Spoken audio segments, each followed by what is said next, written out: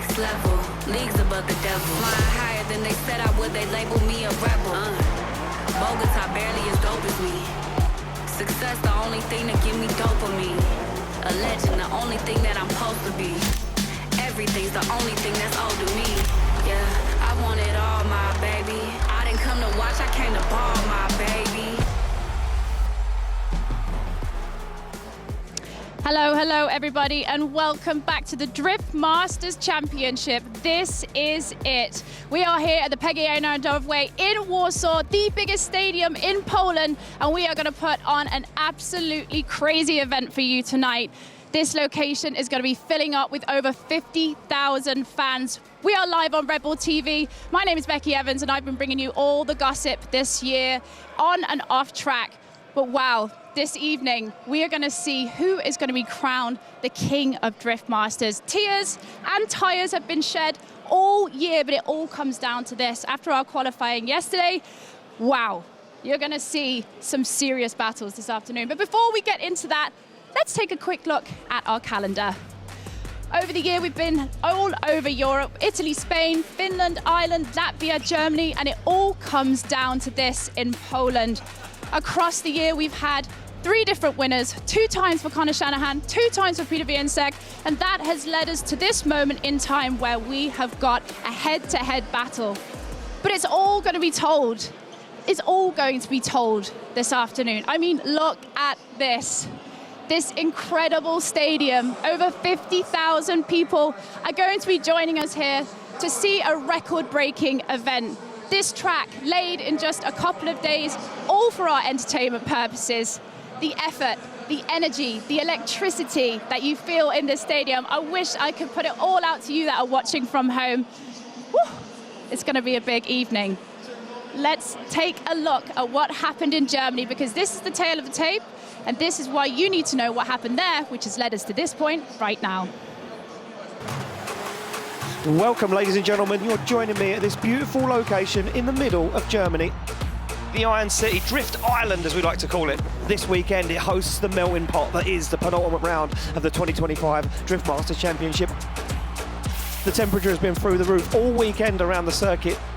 The grandstands are packed and the temperature on track is about to hit max temperature as we turn the heat up, ready for our penultimate round of top 32. Time has run out for James Dean to get that car back onto the line, and the man that has always got a smile on his face looks absolutely disheartened right now, and he shakes his head. As I crossed the finish line, I noticed that my battery voltage was low. I had a feeling it was the fan belt, even though it never happened on this car before. It was very frustrating, nothing we could do. Well, Max Heidrich did what he had to do, and that was leave the start line. The sun has set in Germany. We are now in the dark, ready. Ladies and gentlemen, let's get this steamboat going. It's time for our final 4. Jack Shanahan is going to go head-to-head with the man leading the points, with a man with a 3-time European Championship underneath his belt, the 3-time Drift Masters champion. But nothing separating these two guys in qualifying, 0.5. Here we go, they're on the line, they're ready to go. It's going to be Shanahan to take down Peter Wiensek. Can he do it? He said he's not going to stop until the job is done, and they fire into initiation. And look at that from Wiensek. He's on the outside zone, but there's a wobble, and Shanahan has to back out, but now reins him back in and gets back into the fight as Shanahan goes for the door. Oh, big dive from Shanahan in outside zone 4. We've not seen anyone do that as Shanahan goes for it once again, goes for the big flick as Peter puts it towards the wall and to the wall to final outside zone, and Shanahan's with him. And the decision's in. Slide them left for Shanahan, right for Wiensek. Who's it going to be? It's going to be a one more time. That's what it's going to be. And we're going to see it again. There we go, back on the line they go, and they're ready for action. This is for a spot in the final. Who will take it through to the final? Will it be the 2-time round winner of 2025, Peter Wiensek, or will it be the Irishman, Jack Shanahan? Light goes green. It's going to be Shanahan to lead out Wiensek for a spot in the final. Both cars pop a flame on initiation. They fire down. Shanahan on it nice and early, dials in the angle. But look at Wiensek. He's with him. Touches the foot brake, dips the front end of that Supra onto the side of that GT86 as they fire up back onto the wall again. Outside zone 4, nice and early from Shanahan, but it opens the door for Wiensek as Wiensek's absolutely glued to the side of Jack Shanahan. A nice transition, but Shanahan's deeper onto the walls. Wiensek can't be shaken. The Polishman's with him across the line. Once again, the decision's in. Slide them left for Jack and right for Peter. It's Jack Shanahan gets the win and advances to the final to face off against his brother. Wow, what a weekend for the Shanahans. Who will it be? Will the aggressiveness of Jack overturn the cleanliness of the Shadow? The lights get flickered, the car slam into gear, the green light goes, and it's going to be Connor Shanahan to lead out Jack Shanahan for a spot on the top step of the podium, and already a gap's opened up as Connor fires down, but now Jack starts to rein in his brother as he squeezes the accelerator and looks for that perfect lead line that Connor put on last night as they fire into outside zone 4. Jack finds the door, takes a step in and starts to push his brother across the circuit. Connor fires into the outside zone 6 and Jack's with him as he goes for the front wheel. It's Shanahan on Shanahan across the line. The decision's in, slide it left for Connor Shanahan, right for Jack Shanahan. It's going to be Connor Shanahan taking the win and taking a clean sweep this weekend in Germany. P1 in qualifying, the first place winner of the qualifying showdown and first place here at the top 32, the Triple Crown. He does it all and now he leads the points. And there you have it. That was the tale of the tape from Germany. Connor Shanahan managing to take that top spot, which means there was only 8 points separating Connor and Peter as we were coming out the back of that event. But now we are here in Poland. We've had qualifying yesterday and things have turned again. Connor feeling so confident, but only managing to finish 10th with a mechanical, unfortunately taking him out in his second run.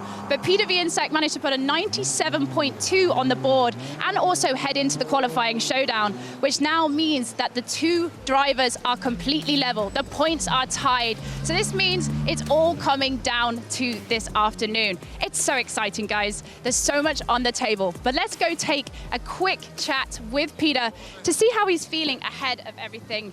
So Peter, I know you love talking about points. I know you love talking about pressure.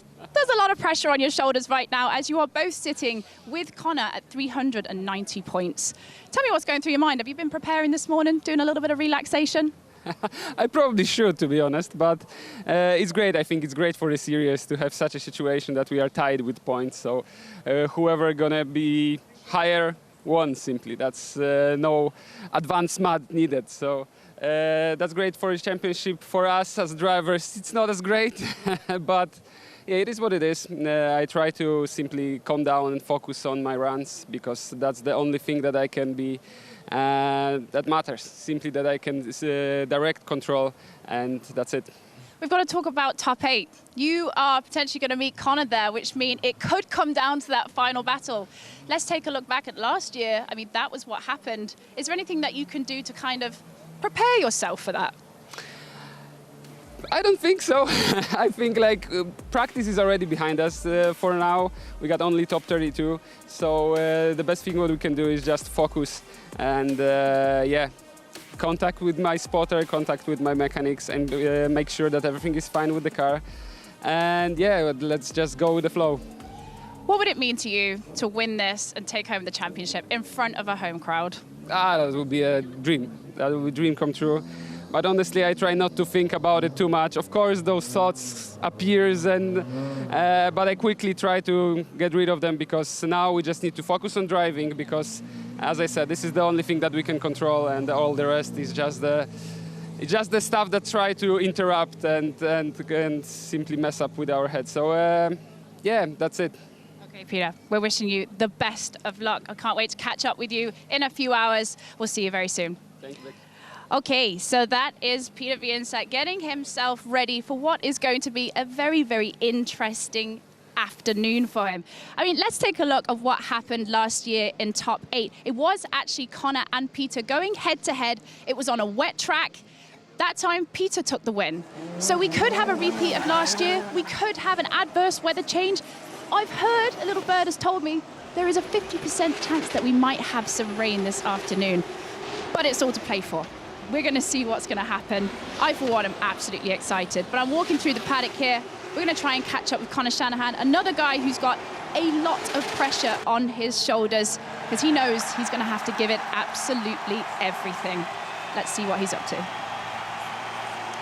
managed to grab Connor He's got his earpods in. He's getting himself into the zone. But we've got a couple of questions for you before you jump into that car. Connor, we just saw the top 8 battle between you and Peter last year. Obviously, Peter took the win that time. It's going to happen potentially this year as well. Can you tell me what it's like to know you're going to face off like that this time? Yeah, I think it's great. If it comes down to that, I think that's the best way, right? Let the best man win one battle. Yeah, last year's one was a little bit frustrating one more time.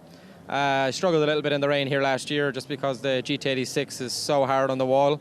And I don't even want to imagine what it's going to be like tonight if we get rain with all that rubber down. But yeah, new season. Forget about last year and focus on what the task is ahead.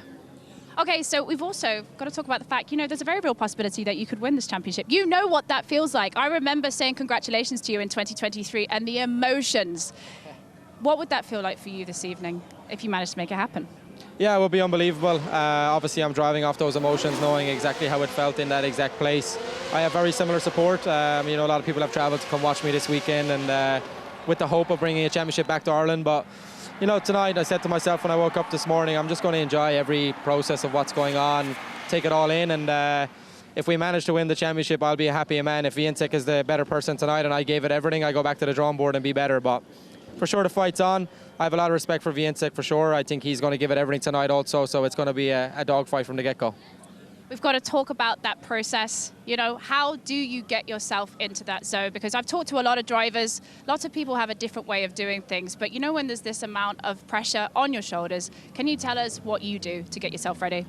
Honestly, I try just to isolate myself, kind of be on my own with my own thoughts. I feel like when you get caught up in you know, a great environment, you kind of forget about some of the small things. And today I've just tried to really focus on remembering the small things, the stuff what's going to be important when it comes down to the nitty-gritty. I've had a really good week this week with my spotter. The team is doing a great job. You know, we've been trying to put all the pieces of the puzzle together, as my main mechanic, Poaxo, says, who's done an incredible job this year, and I'm sure he's the most paranoid man in this paddock today.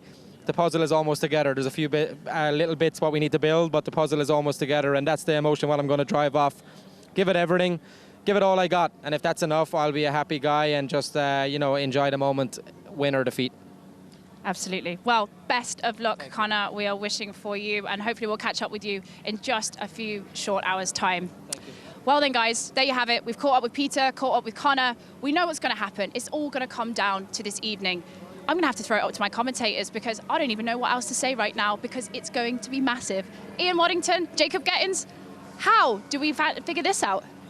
Well, Becky, there's only one way to figure this out, and that's by firing all of those drivers, those 32 drivers, in to this custom circuit, this octagon inside a football stadium in the middle of Poland, and let them fight it out until we crown a winner of the championship and crown a winner of this round. My name is Ian Waddington. I'm joined alongside my very good friend Jacob Gettins. Jacob, emotions are running high, tensions are even higher.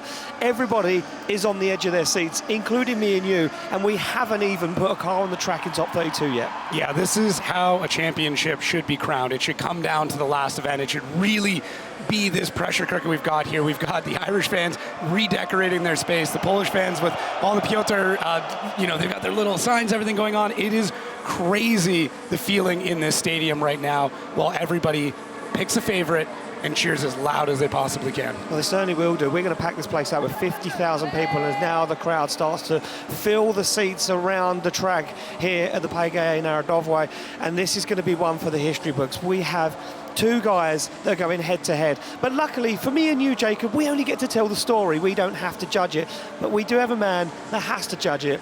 David Kalas, it's been a roller coaster of a season. You guys have been through the ringer and back. This is one, though, that's going to test you guys. Yeah, it won't be easy because what we saw yesterday during the qualification, drivers provided really amazing runs. Like, all season is coming to this round. All driving is coming to this round. And what I saw during the practice, like, all drivers are ready to give their car out, to destroy it, to get the podium.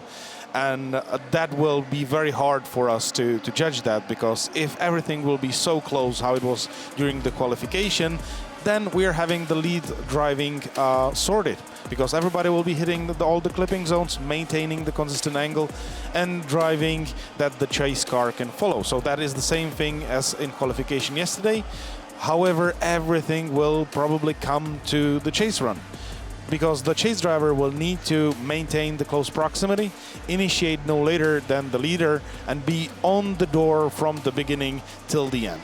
And also, it's not only about being close, but also about matching the angle, matching the line, and mimicking the transition, and that's timing of the transition.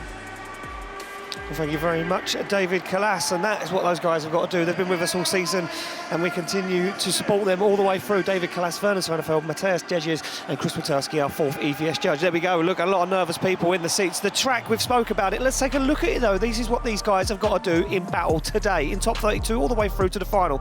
Nice initiation into outside zone 1. That lead car needs to be perfect. The chase driver has to be as close as possible, picking up that inside zone, then that inside zone on the wall before they fire into this very long outside zone 4. There's a break in the wall for the track entry. You have to be careful there. Mistakes have been made earlier in practice. And it's now outside wide for outside zone 5 before a nice snappy transition and get that long flowing arc into outside zone 6. Stay on throttle full commitment. You can back out a little bit or change angle, but you need to stay in for outside zone 7. Across the line, as easy as that. It isn't that easy, and we see it yesterday in qualifying of how treacherous this track is. This is the top 32 for the final. It's going to be a heated one, Jacob, and some battles that stand out for us straight away. Yeah, I mean, let's just get right into the championship. It kicks off. I mean, Piotr Vincek, Espenrode, that is crazy. And for both of our, tied champions right now, they've got to beat the other one completely outright. It's wild. So yeah, Piotr's got to get through Espen, and Connor Shanahan has got to get through the wild card. It looks absolutely on fire. Matt, the beast from the Bay Field, not an easy contender to see in top 32. No, certainly not. And we're going to get more into what happens every step of the way for those guys when we get towards those battles of how this is going to play out with the championship. But look, the seats are now starting to fill. Action is going to kick off on track in any second now. Tyres are being warmed on the back of the cars. Ladies and gentlemen, this is it. All roads led here to the Red Bull Drift Masters final at the PGE Narodowy in the capital of Poland in Warsaw. We built a track in 2 days, and now we're ready to set it on fire. It is time, ladies and gentlemen, for the top 32.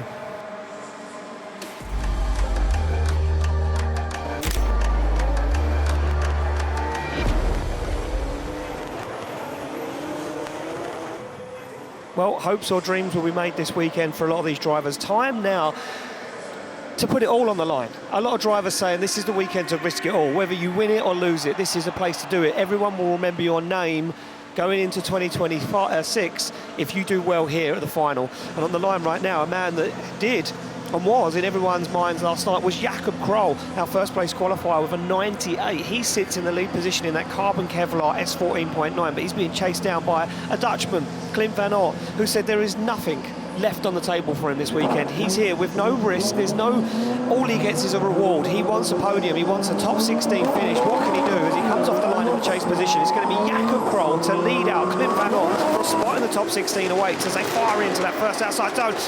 And Clint van Oort tags the side of Jakob Krol. Slow initiation for Krol, and he stands on the foot brake there as he comes through the middle of the circuit. Contact once again. Jakob Krol puts it into a spin, and Clint van Oort has to take avoiding action into the wall. Yeah, well, we expected some carnage, and as you alluded to earlier on, for these drivers, I mean, it's just leave it all out here, and right now they are leaving many, many body parts. Right off the first clip, yeah, Clint van Oort, very, very aggressive on it, but Jakob Krol, the initiation was a little strange. We saw him do incredibly well in qualifying, but then when he got into those battles right at the very end of the night, things got a little bit weird. So not able to get all the way out to the zone. I think I saw almost a double decel on initiation. Now we start to look as they come around, and Clint van Oort hunting him down through this transition. Was there more contact? Where did this all more or less kick off? Even in that transition, did Clint van Oort get into the back of Jakob Krol?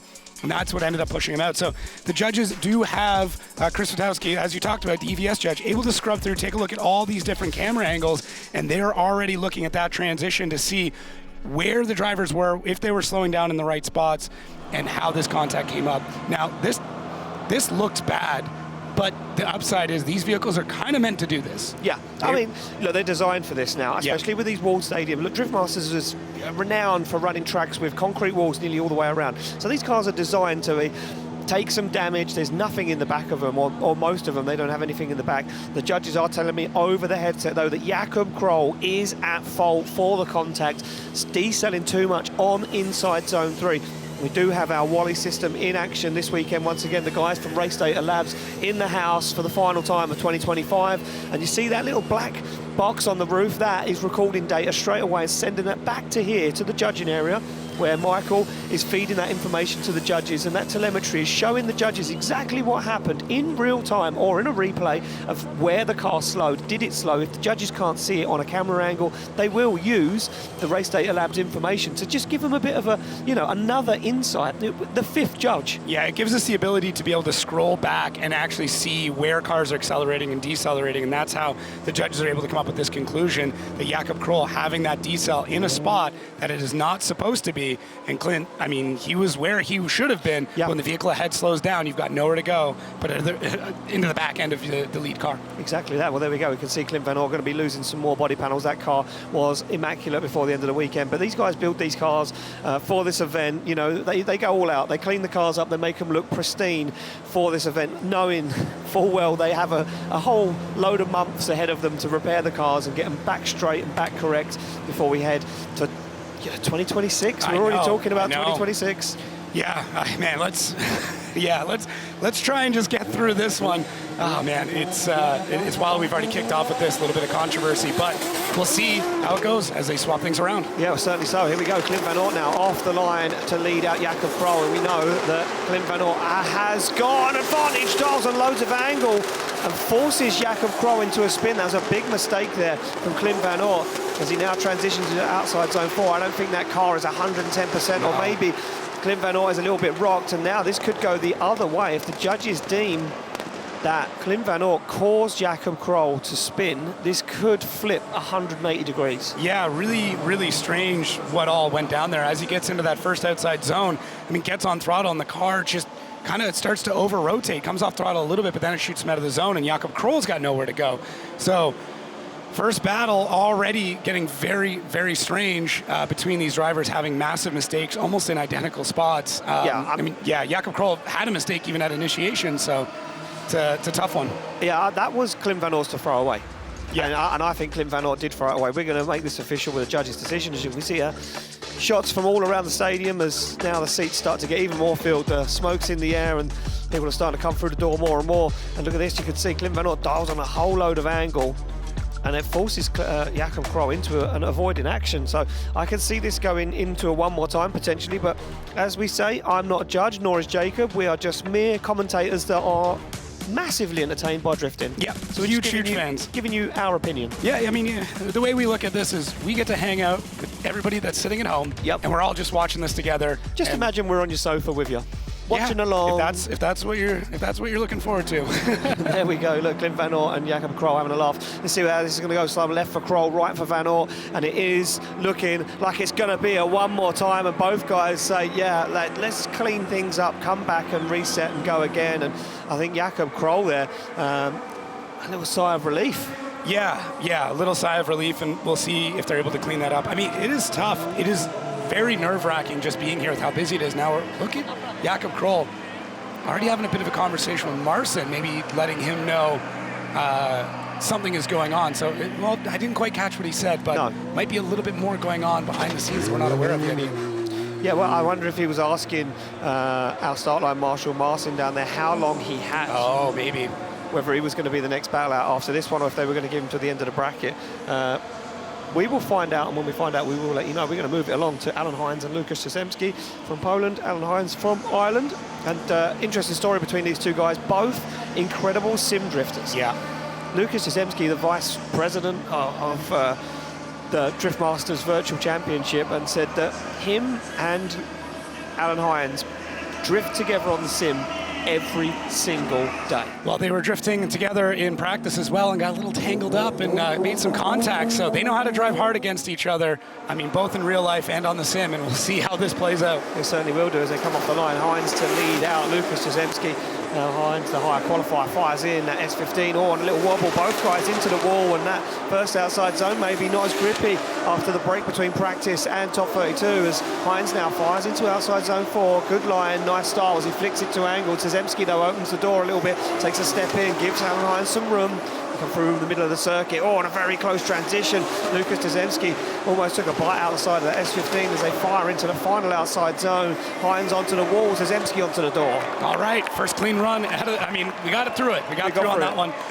What I really like with Alan Hynes here, and we talked about how the track is changing, he lights those tires off very, very early, maybe trying to figure out what the grip or what the track feels like off the bat. And the judges did say, hey, you can do that. You might lose a couple of points if you're adding that extra movement to the beginning. But to me, that small dock in points is worth knowing what the track feels like, especially seeing maybe knowing what happened on the runs before.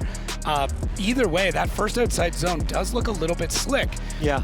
We talked about this yesterday, where the sun does kind of shift through this arena, and I'm already seeing that spot would have been in the sunlight, and now it is kind of moved past a little bit. So we know very well that a little bit of sunlight in one spot increases that track temp. It can change things very, very wildly. But either way, they get through that run. All things pretty good. Alan Hynes adding a lot of style and a lot more flair, a lot more angle than what we maybe know previously from him, because he's very, very technical. And for Lucas, you know, he combated his way through it, but I don't think he was expecting the extra angle from Hynes either. No, I don't think he was. And I think Alan Hynes is one of those drivers that will adapt his style and, you know, add some flair in twin battle situation to try and, you know, maybe upset the chase car. Well, and if it's a tactic we've seen before. If you know the other driver that well, right, you really know them. If they're driving together that much, it kind of becomes one of those situations where you're like, I'm going to throw everything at it. I'm going to pull out some crazy stuff that maybe you haven't seen before because you've seen pretty much all of my driving. So let's try something a little bit different. So we'll see what Lucas is able to do out front now. Will he try something wild, or does he stick to what he knows? Well, I wonder if the sim drifting style will come into account for Lucas Jazenski in that lead position. I wonder if he'll stick to that perfect qualifying line as they fire off. These two guys scored exactly the same score in qualifying. A very odd transition initiation there for both those guys. Now Alan Hynes has to reel himself back into the conversation as Jazenski gets himself into that second inside zone, as they fire into outside zone 4. A little bit of ground lost from Alan Hynes once again as he now finally finds the door at that S14 outside zone 5, collected by Jazenski, and there's no shaking Alan Hynes now. He's taken a step in, looks for the door, big clutch kick from Alan Hynes as he hunts down the side of the Polishman's S14. They go door to door across the line. There we go. Yeah, wave out the window. Both drivers pretty stoked with that run. It got a little strange there on initiation. The chase drivers got to be able to give that lead driver room, and Alan got very aggressive and has to kind of pull out of it quick. Now he does a great job of cutting a bit of this line to the first outside zone. Being on that shorter radius means he can close the gap pretty quick and falls into place quite well before he gets to the inside clip. And then as we get through the transition, he does a much better job. And there we can see the chase car of Alan Hynes really, I mean, he is slamming that handbrake down, just trying to get that back end to rotate around. Great job through the transition. Amazing dive from the Irish driver. And for Lucas out front, that was very sim drifty. It was clinical, it was clean. You can tell that he resorted back to that instinct of knowing this track. They probably put, you know, hundreds of thousands of laps down before they ever showed up here. Oh, they certainly did. Yeah, these guys would have been on the sim for hours and hours, testing the track, finding the perfect line, getting that layout dialed before they came here to the final round. As we see a shot in shot there of those guys out of the car. Two good friends behind the scenes, and Alan Hynes shakes his head. And I'm not sure which way this is going to go. This is going to be a tough one for the judges. They're still looking back at the initiation and the replay of Alan Hynes' initiation. So I wonder if the judges may be looking at Jazenski. Well, I'm wondering if there's no line indicating it where they're able to more or less come over to. Some tracks, there's a spot that you have to kind of stay in as the lead driver to make it a bit more predictable for the chase. So either way, I think there's an argument to be made. It's just going to be dependent on the judges who are already letting us know they're going to want to have a conversation about this really quick. So this could be interesting. Yeah, so here we go. It looks like the score could drop in. Who's going to be taking it through to the top 16? Slide them left for Jazenski, right for Alan Hynes. It's going to be one vote for a one more time. Oh, Vernon goes for Alan Hynes. Matthias goes for Alan Hynes. Alan Hynes gets the win, advances through. Jazenski throws his hands in the air. David Kalas, a split decision. We're going to have to come to you. Yeah, on the first glance, you maybe can say that there was a big gap in the beginning of the second run, and that would be normally telling you that there is a big problem. And actually there was a problem, and the problem started before the initiation itself, because we were saying to the drivers during the briefing that they need to be consistent with the run-up. They cannot slow down at the run-up. And that happened that Łukasz Jazenski slowed down in the first corner before initiation itself, and that caused the gap between the drivers. So we were not counting the mistake of Hynes, that he was not able to be on the door from the beginning. However, for me, but that's why I put one more time, was that Alan again lost the proximity from the middle of the track, and he was not close enough till the end. But for the other judges, that mistake before the initiation itself was big enough to give the win to Alan. Okay, fair enough. I appreciate that, and checking that replay, can see it from a different angle. Yeah. Now, this may not be for a championship, but this is one of the battles I think would be the most exciting of our top 32. I'm not gonna lie, this could be crazy. Well, it certainly could be crazy, because we've got two absolute heroes going side by side right now. It's going to be Hiro Manoa all the way from Japan for Formula Drift, driving alongside Dwayne McKeever, the Northern Smoke Machine. Manoa in that borrowed car from James Dean, that S14.9, the incredible carbon Kevlar car, the car that Hiro has said he has never driven a car so good. What's interesting is Manoa has become very quickly known for being able to adapt to different styles. Trying to adapt to Dwayne McKeever's style may be the most difficult thing he's going to do in his drifting career. This is not an easy driver to be able to mimic because of the aggression. It's certainly not. Where we go, he's already creeping off the line. Manoa side by side with Dwayne McKeever in that carbon Kevlar 180SX as he fires through. Manoa now trying to keep up with the pace as he fires in on the side of Dwayne McKeever. McKeever fulfills outside zone 1. You can barely see Manoa in the smoke as he pops through the smoke on that inside zone. It's a beautiful line from Manoa. Look at this. Creeps up onto the door once again, but McKeever squeezes the throttle, tags the back end off the wall, now hammers through the centre of the circuit. Can't shake the Japanese driver though, as Hiro Manoa puts on an absolute masterclass. Both guys get into the wall. Manoa tags the wall and puts himself in, and McKeever carries on going. Wow, wow. Crazy. And this is what I'm talking about. Dwayne drives on such an edge all the way through the track. And what I'm wondering is, did Dwayne hit the wall first? And Manoa, because of his ability to mimic and how he's able to chase, kind of got led into that position as well. We'll have to catch up on this replay to really understand what happened. Now, hopefully there's not a lot of damage done to Manoa's car, because he did catch that wall, and it's just going to depend on how bad it is. Look at how aggressive he gets in this. He's so fast with his movements, and then gives Dwayne just a second to get the car settled, and then dives into farm. But great chase. I mean, great chase only comes from an amazing lead run, and Dwayne provides that to him. No games played, all throttle, all commitment, all the way through this run. And it's going to come up here in a second. This is what is going to be the divisive moment of what happened in the lead that may have created a situation in the chase. So Dwayne coming into this spot, it looks like Dwayne catches the wall, stays in throttle. Manoa catches it a little bit harder, being in the chase, and then kind of pops back on it. So the judges taking a hard look at this, and there's the spot right there. Our production team putting a camera in the perfect position. But that was wild. That was absolutely wild. Oh man. Yeah, I'm just watching back both replays. So I'm watching the one that you guys watching at home, and then I'm trying to look at the other monitor as well that me and Jacob have, which is the monitor of the replays that the judges have. And they're looking at specific points on track, more specifically outside zone 5 to 6. Yeah, so the judges are going to have to more or less determine fault as well to see if Manoa is even able to get hands on the car. If he is not deemed at fault, if he is free of that, he'll be given a bit of time to be able to get any changes made if those are needed. If he's not deemed it, or if he is deemed at fault, that might be it. I just don't know how much damage is done to that car, but seeing the truck come out is not a good indication that things are okay. No, certainly not. And the judge is still looking back over and over. And yeah, this is all going to come down to now whether the judges deem that Dwayne McKeever led Hiroa into the wall. We know that McKeever did make contact with the wall. Well, and the hard part is, too, with a chase driver, they're going to be offset. They're going to be a little bit further back just naturally. And that means if Dwayne makes a small touch, which, I mean, it was a decent bit of contact, now the car behind him is going to be further back due to just being in the chase. So that contact is now going to be a little bit more aggressive.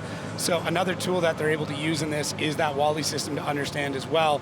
Was there anything else going on? Was Dwayne decelling? Like, you're allowed to decel just before that zone, but there is a point where you need to be back on throttle. But yeah, both drivers coming in at very, very similar speeds. Oh man, it's tough, and even in this case, it's tough with the 3D replay we get through the Wally system. So I think the things we do know, Dwayne did hit the wall. Obviously, Manoa hit the wall in the chase, and now it's going to be up to the judges to determine how that all plays out. Certainly is, yeah. Interesting times, and I can hear a discussion from the judges. Yeah. But waiting to find out exactly how this one went down. You can see Manoa on track there, just trying to get a photo maybe to send back to the crew in the paddock to say this is what's broken, this is what we need, because no one knows what the decision is at the moment, and if he isn't deemed at fault, he will get time to repair the car. Yeah, it's whether it's an independent fault. That's what we're looking for. Yeah, it's a tough one, man. It's definitely a tough one, and man, I'm not sure. I'm really hoping things are not too bad with that car, so they're able to potentially get back out there. But it was looking at it now, that is more of an impact than it first seemed. Those walls do not move. They are not going anywhere. No, they're almost 2 tons per block. Yeah. So we are getting word through now. It's 2 independent mistakes in this situation. So that does not happen very often. Yeah, so sorry. A lot going on at the moment, and we're just trying to make it official and trying to hear what's going on. So it is going to be 2 independent mistakes there. So Manoa cannot complete the second run. We see Dwayne McKeever down on the start line, ready to do the second half of the battle. In this situation, all Dwayne McKeever has to do is leave the line, initiate the first corner, and then it looks like Dwayne McKeever will be the winner and taking it through to the top 16. Not the way we wanted to see Hiroa make his debut here at Drift Masters. Yeah, and this is one of those things where he did such a great job of mimicking it. He actually mimicked the incident as well, but it's also a point where experience in driving starts to come in, and you know, he's 16 years old. Yeah. He's got a lot more he's got to learn, even though he is incredible at what he does.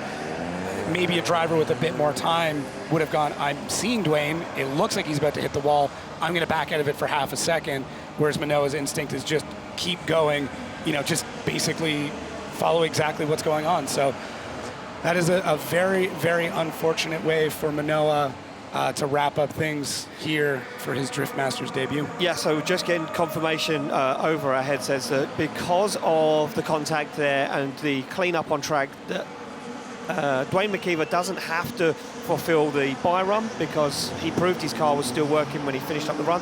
There we go, we make it official. Dwayne McKeever gets the win, advances through to the top 16. So Dwayne McKeever asked to leave the circuit so we can prepare the next battle. And tyres warming already. It's going to be Jarkko Ulla to take on Naoki Nakamura. Yeah, I mean, we made it 3 battles, and each one has had a very, very interesting and tough decision. So judges definitely earning their paychecks this weekend. And they certainly are. The pages on the rule book are already starting to fade, apparently. Yeah, they're flipping through. They're pretty worn in at this point. They're pretty worn out, yeah, after the whole season of many difficult judging calls. I think we've touched on almost every section in that rule book, and it's come into play at some point in time in every event. But that is why it is there, and that is... that's what makes this sport pretty interesting.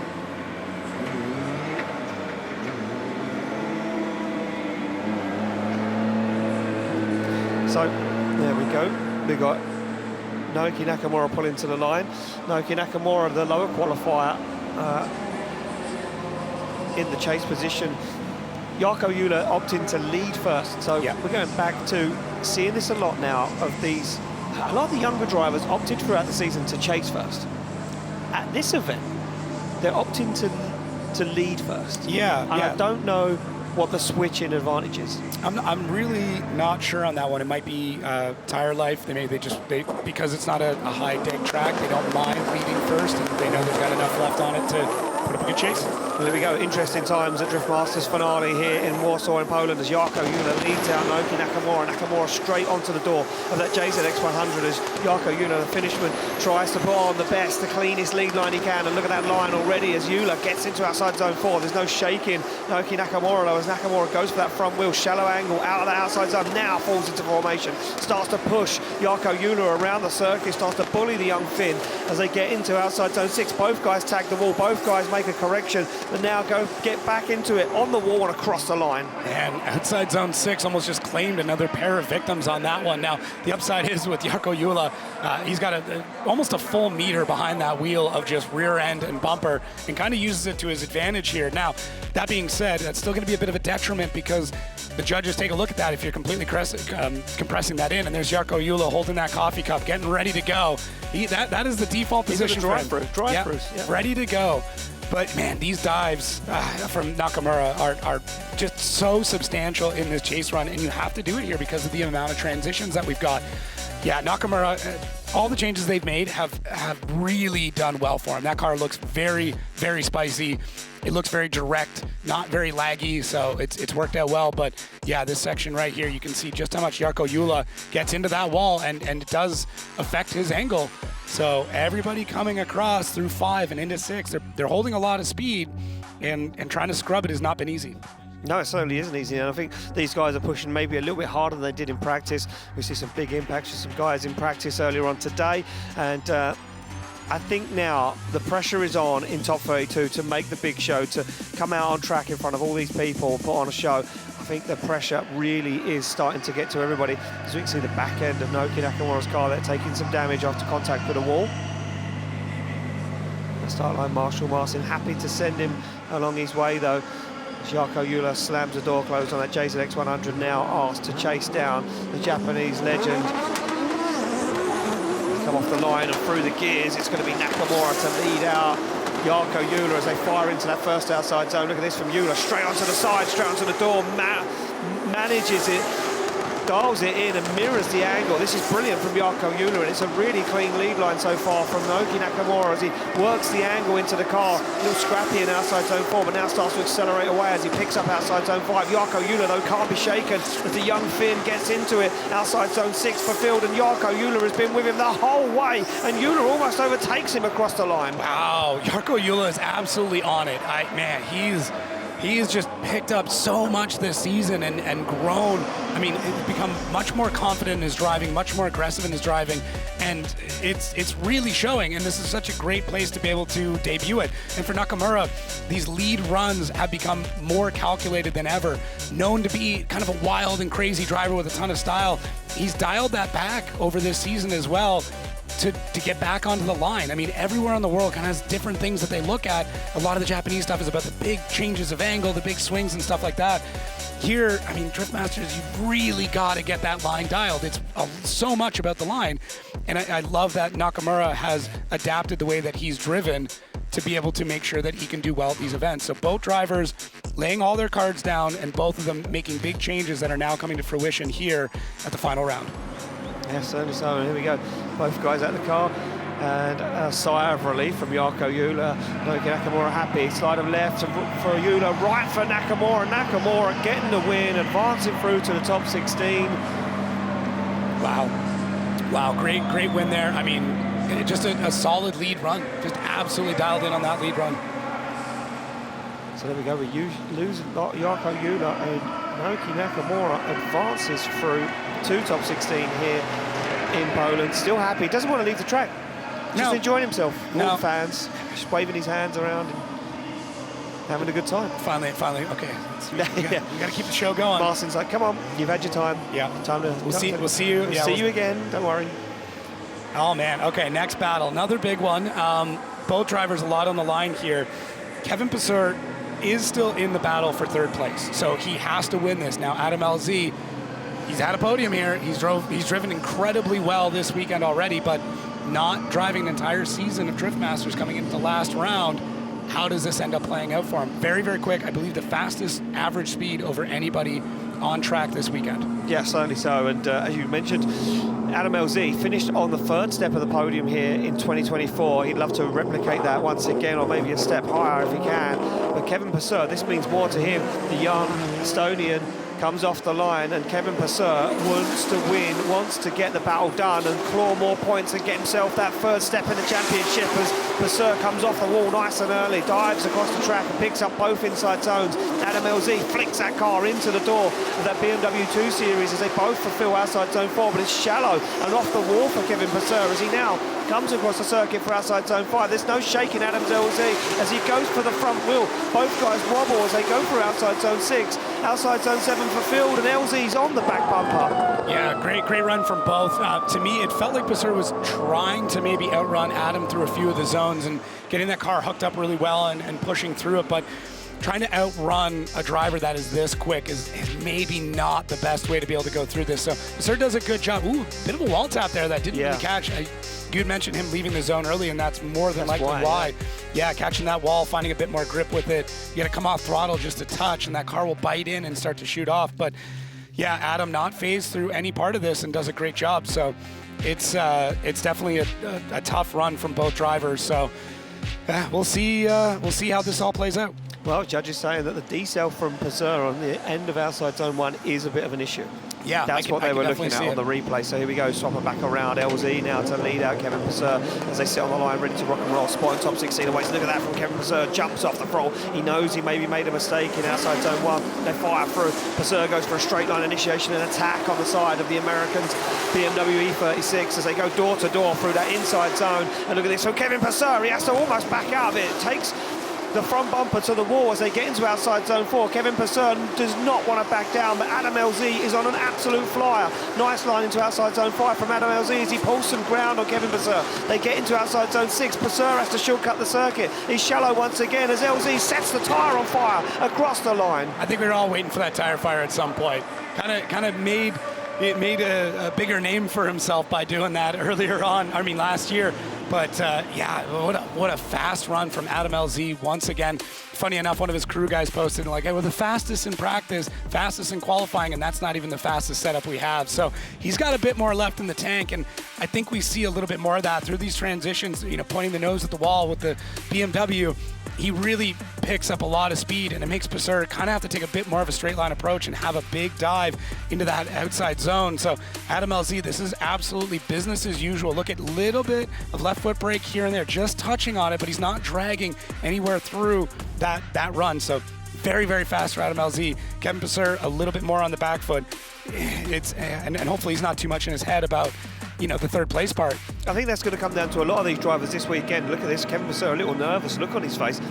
There's a lot on the line for a lot of these drivers who've done a full season. You can see the fire being extinguished. Adam LZ, a little laugh, a little head nod to Kevin Pesur, and these guys always having fun. Starting left for Pesur, right for Adam LZ, and it's going to be one vote for LZ. It's going to be Adam LZ taking the win and advancing through to the top 16, and Kevin Pesur not too happy with the decision, but he knows what it means for the championship fight in third place.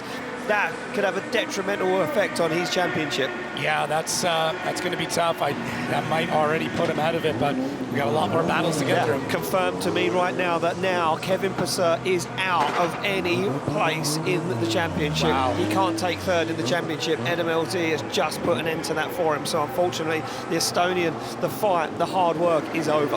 Yeah, and for a lot of these drivers, I mean, the wild card is the best and worst part for some of them. Yeah. You get to battle drivers you never be able to before, but the downside of that is you could lose to a driver that you've never driven against before. It's certainly so. When we move it back to the line, we're going to see Jason Bernet now, the higher qualifier, to lead out Torane Kavilla. The Norwegian flags are flying. And I've got my little French flag flying over here for Jason Bernet. Look, hey, don't get me wrong.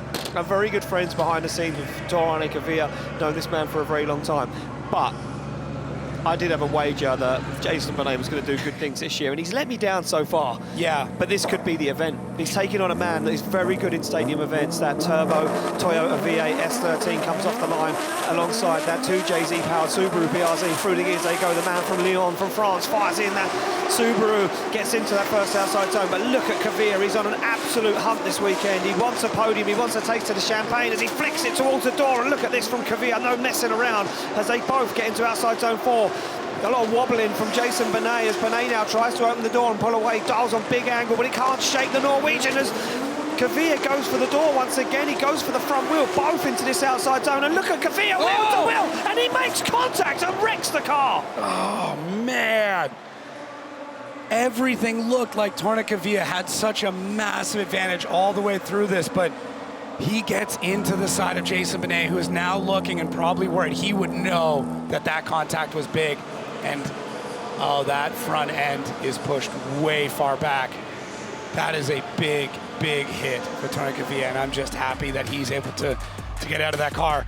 This had chaos written all over it from the get-go. This is a very classic Driftmaster style battle because you're talking about the French champion versus the Norwegian champion going head-to-head. Both of them are completely on it throughout this weekend. Jason Bernet doing a great job in the lead. The transitions are tight. But what is tighter is Tony Kavilla on the side of Jason Bernet through so much of this. And really, both of them coming in so hard through these last couple of zones. And where does it all go wrong for Tony Kavilla? Jason Bernet, everything looks good here. Bit of a left foot brake. And then he starts to add a bit more angle. That front wheel on front wheel looks like it's what did it. He just catches that front wheel a little bit. And then it just eats that front and then pushes him into the wall. Nowhere to go. I'm just trying to watch the replay, Blake. You see that Bernet's on the left foot braking, but is he drastically slowing? Well, yeah, and that's going to be come you can down see, to. I mean, yeah, Jason Bernet's on the left foot brake. That wheel is locked up pretty heavily, but I mean, you're using it as a correction tool, and that whole suspension tore out. Wow. Look at that. That coil over the lower arm, the whole lot is ripped from the car. That is a big amount of damage for Kavilla. And look at Kavilla's face. You can see what it means to him. Shakes his head. It's not been the weekend he would have hoped for, and the Norwegians still hold the flag higher. The Norwegian sledgehammer T-shirts are on. These guys look emotional for Kavilla. Yeah, wow, that is big damage. That chassis has seen a lot this season, and I'm curious if maybe this is the last time we see this chassis in Drift Masters. And I mean, he's gonna. There's no way that car is still straight. Well, you can see Jason Bernet leaving the circuit. This slide of left for Bernet, right for Kavilla. It's one vote for Bernet. It's going to be Jason Bernet taking the win, and the judges just confirming over my headset that the contact was Kavilla's fault. It was Kavilla's mistake. Kavilla knocked himself out of the battle. Wow, what a weekend. What a way to end 2025 for Tony Kavilla. Well, I mean, he went out the same way he drove all year. Insanely aggressive, taking every single risk that he felt like he should, and unfortunately this time, that risk was just a little bit too much. Yeah, start line Marshall Martin down there, just having a word with Tor, just making sure he's okay. And look at this, Jason Bernet jumps out of the car and says, are you okay, is everything good?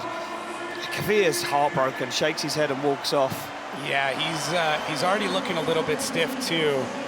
That's a hard hit. You're gonna feel that one once the adrenaline wears off. So rough go for one of the angriest drivers, but one of the nicest people behind the scenes in Tony Kavilla.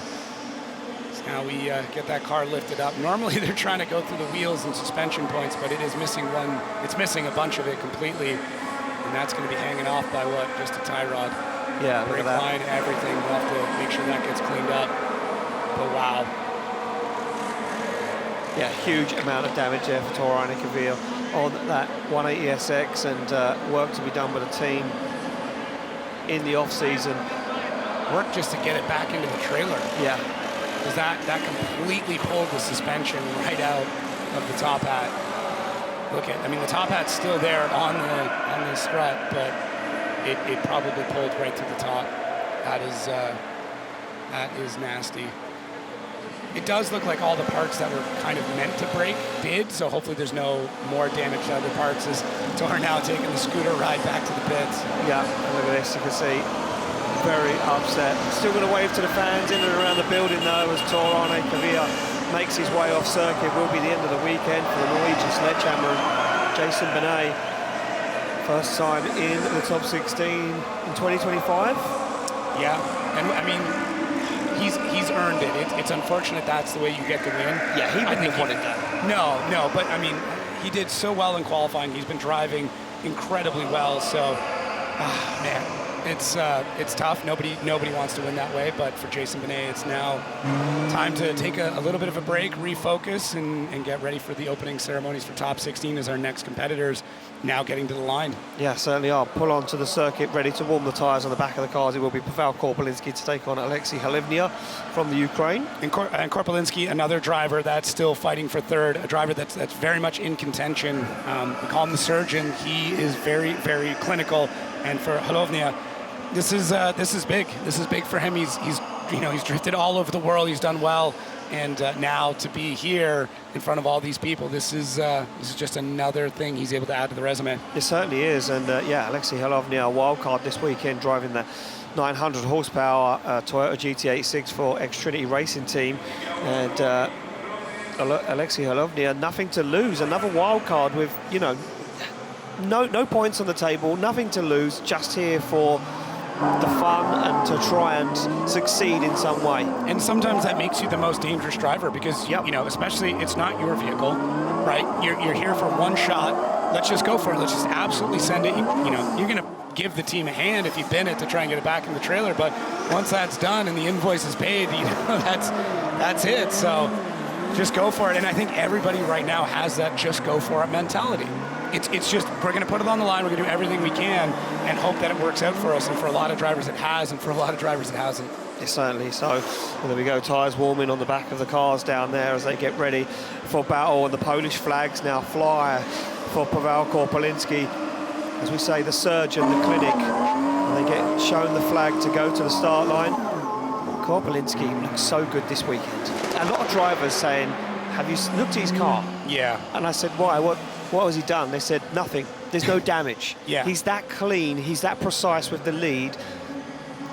There's no damage on his car. Yeah, and the part that's kind of been a bit of a downfall and the things that have lost him some event wins has been not being more aggressive. Yeah. And he gets so far in so many events, but when it comes down to now we just need you to go that last 5%, that's where he needs to make up that gain. So does he pull that out now or does he just run his race? Look at this heavy breathing for Paweł Korpolinski. He knows he's in the fight for third in the championship. This could be the weekend that it happens as he comes off the line. A big clutch kick once again as he slams through the gears. And that 2JZ powered Nissan Silvia S14. Nice initiation. Holovnia onto the rear wheel, no messing around. And the surgeon gets into that first outside zone. Now starts to pick up the pace as he puts the front bumper towards the wall. Holovnia though almost makes contact with the wall as he has to back out, but now backs back into it again as he puts the front wheel to front wheel. No messing around from the Ukrainian. He gets into the fight once again as Holovnia goes for the door and makes a mistake and almost puts the car into the wall. As you can see, Korpolinski tagging the wall, putting the tailgate up in the air and across the line. Well, there's a few scratches on that car now. That has been changed up, and some of that is from Holovnia, some of that is from Korpolinski himself, but man, the fans are loving it as this place is just getting packed. That upper bowl is slammed right now. It's getting wild in here, Ian. Right off the line, though, Korpolinski, his launches, everything about his driving is very, very calculated. And I mean, I think if we did an overlay of the spots that he's initiated, it's the exact same, square meter every single time. Inside clips always filled super well. His transitions are getting snappier. Before, he'd be a little bit slower as he came around, and we even saw in qualifying he went for a crazy initiation. But for anybody chasing him, it's going to be predictable. It's going to be consistent speed all the way around the run. Holovnia, I think, gets a little bit desperate and goes for that dive, and it almost completely backfires. But man, that onboard, see, he tags the back bumper. That's where he tagged him. Yeah, another action cam lost.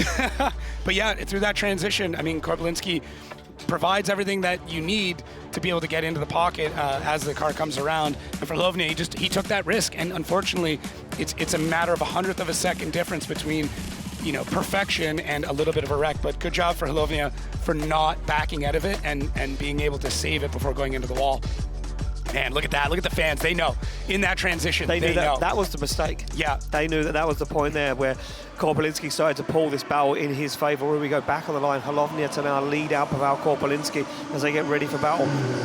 Duct tape on the tailgate of that S14 as they creep off the line, and here we go, it's go time. Both slam through the gears as Alexei Holovnia from the Ukraine leads in Paweł Korpolinski, nice initiation, has to back out of it for a slight second though, and now works his way into it onto the door of that GT86 as they fire through that inner zone, back again once again as they get into outside zone 4. Paweł Korpolinski deeper into the zone than Alexei Holovnia as they fire through the middle of the circuit, right to the edge of outside zone 5, snap back across on the angle into outside zone 6, dials on big angle does Holovnia, and will he make outside zone 7? He does, but he slows down, it allows Korpolinski on the door. Yeah, so that was interesting. Now, Holovnia's run felt much slower, a lot more controlled, and maybe that was what he was going for on it. He goes, okay, I know that he can chase really well, or I know he can lead really well. I'm going to slow things down a little bit. Let's make sure that I can do what he did in the lead, even if I got to take a few kilometers an hour out of the run. But for Korpolinski, it was calculated. It was a little bit safer,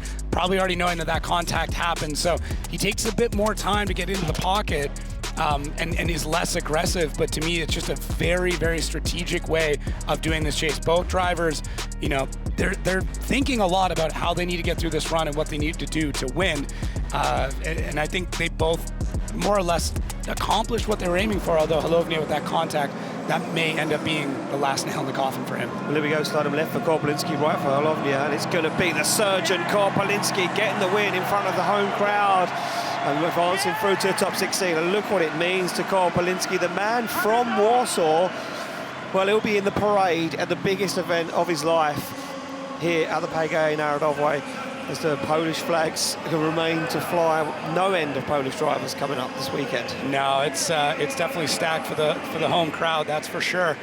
It's I can't imagine what this feels like for any driver to hear all those people cheering for you. Well, there we go. Our queen of the paddock is down there. She's with Paweł Korpolinski, the man that just took the win. Paweł, what an incredible driving skill you just put on there. It must be so good to be in front of a home crowd and to be back here at the PGE Narodowy. I mean, last year, 3rd spot on the podium. What are you going for tonight? I don't know. All the battles are so tough, you know, and the first one was also a difficult one, but we are through the top 16, so I'm super happy. It feels simply amazing to drive in front of this crowd, so I can't be more thankful and grateful. Paweł, is there anything you would like to say to your fans in Polish, just to get them going for these battles that we've got in our top 32? Dzień dobry, cześć, witam wszystkich. Jesteście najlepszymi fanami na świecie. Dajcie nam jak najwięcej dopingu. Bawimy się, działamy. Whatever he said, thank you so much. We'll see you soon, guys. I love that. I agree. Whatever he said, got them pumped. Oh, he said the Polish fans are the best in the world. Yeah, man, your Polish has come a long way. You know what? I don't disagree. No, this is nuts. And finally, you and I getting a minute to really lift up from the paperwork and monitors to see how many people are packed in as we're now getting to the halfway point of our top 32. What always amazes me here at the PGE Narodowy is the amount of people that just keep pouring through. Yeah. It's a constant flood of people finding their seats, getting refreshments and sitting down. Well, here we go. No time to sit down for some of these guys. It's time to get on your feet, especially for the Irish and the Hungarian fans. As we go back on the start line, it's going to be Connor Falvi's take on Kevin Pescur. Pescur and Falvi looking for a big result this weekend. Both of them been hungry for it. Both of these guys, neither of them want to go out slam into gear. As Connor Falvi, the higher qualifier, opts to lead first, sits on the line. Pescur starts to creep already in that supercharged V8 E92 BMW. And carbon Kevlar drift games. 2JZ S15 fires into initiation. Falvi on the outside line, perfect. But look at this, Falvi opens the door for Pescur. Pescur on a hunt right now as he looks down the door, finds it as he fires through that inside zone. Now starts to collect all the dots. And Falvi on an absolute flyer of a lead line, but it's opening the door for Kevin Pescur. And the Hungarian doesn't want to back down as they fire through the middle of the circuit. Look at that from Pescur. It's absolutely beautiful. As Pescur looks across the track at the door of the S15, but then makes a mistake as Falvi brings it across the line. It looked so good for Pescur through so much of that run. He kind of was making moves well ahead of time and positioning the car in a great spot to make sure that when Falvi had these really snappy transitions that he has, he wasn't in the way and then could make that dive back in. You can see that right from the beginning for Pescur, holding back a little bit before he gets into the pocket next to Connor Falvi, who is on an absolute mission this weekend. He is fighting to get as high in this order as he possibly can. But you can see how Pescur back a little bit more, lets Connor get into position, and then starts to mimic him. And then even through this transition, look how he gives him that space to get the car back around and then makes the dive. So very, very smart from Pescur. But you've got a Connor Falvi out front who is driving at some of the best I've ever seen him. He's aggressive, but he's precise. He's got his head on him, and look at very stable. And I don't know what happened there with Pescur. He gave him an inch. He did. I think that's the problem. I think Pescur gave Falvi an inch, and then Pescur had to shallow out the angle to try and make the drive onto the door for the final outside zone. That was a little chink in the armour from the Hungarian Hungarian there as Pescur now slams that BMW into gear. He will lead out Falvi. Falvi probably knows he's maybe got a little scar on the door. He's got a little mark in the armour. What can he do in that change position as Pescur fires in that BMW into that first outside zone? And again, Pescur on a beautiful lead line, but look at Falvi. He shallows up the angle and loses some ground. He's going to have to work for this one. And Falvi needs to get onto the door as Pescur's up and gone at this point into outside zone 4. No messing around. The Hungarian wants it as he fires through the middle of the circuit. Falvi on a shallow angle, but he makes a big dive into outside zone 6, but backs off once again. Pescur hammers the throttle to the floor. Now Falvi finds the front wheel across the line. Oh, man. So Connor, for so much of this year, has had this issue where he goes a little bit too hard at the wrong time. He makes like a dive or tries something a little bit crazy at the wrong time, and this felt maybe like he was holding back and trying to fight that demon to not do anything crazy. And I'm really hoping it wasn't the wrong decision, because Falvi is so much on the door of everybody he drives with, and in this case he was back just that little bit through so much of this run. But it's going to be tough to tell. I mean, Pescur had a great lead run. Was it as good as Falvi's? I'm not sure, but the chase on Pescur, he really only had that one spot where there was an issue. Connor does a great job of still being able to pick up the proximity, does an amazing job of doing it by not making it very apparent, but through so much of this run, he wasn't completely on the door of Kevin Pescur. It is going to be a tough call for this young driver. We've spoken about this a lot in 2025, and you know, we're not trying to put these drivers down. We're just mere critics of the sport, and we're choosing fine points of where we feel drivers could improve. And for what we've spoke about multiple times is the lack of aggression from Connor Falvi, and I think that played into effect there. He didn't take the opportunity to glue that car to the door, and that could be what Kevin Pescur needed. If he goes side of left for Falvi, right for Pescur, it's a one more time for Kalas. It's a one more time for Vernon Twenefeld. It's going to be a one more time. David Kalas, we're going to quickly come back to you. That was a tough one. Me and Jacob didn't know what way it was going to go. Yeah, we also didn't know which way it should go. That's why we put it one more time. But there was mistakes from both drivers. If we look on both lead runs, like both drivers were not so precise coming from inner clip 3 to outer zone 4. They were not using the pocket in the wall, like getting nicely into the zone. And if we look on both chase runs, Kevin was having more proximity when Connor was having slightly cleaner lead. So it is just fair to send it one more time. Thank you very much, David. Yeah. And yeah, I mean, look, if you can't decide it and we don't know what way it's going to go, then hey, let's just send it one more time. I'm just happy we're all on the same page here. Yeah. Yep. All right. This is going to be... No, we're just doing a little bit of track painting at the moment. I was so ready. You're ready, but look, here it is. This is the big battle underway. Now, why is this a big battle? Well, let me tell you, these two guys are tied in points, and I'm talking about two guys, Piotr Hynes and Conor Shanahan. They are tied coming into this weekend now, after qualifying. Now, the way this plays out over the course of this weekend is that both of these guys have to move through top 32 together, side by side. If they don't, whoever falls first hands the championship win to the other driver. Yeah. Simple as that.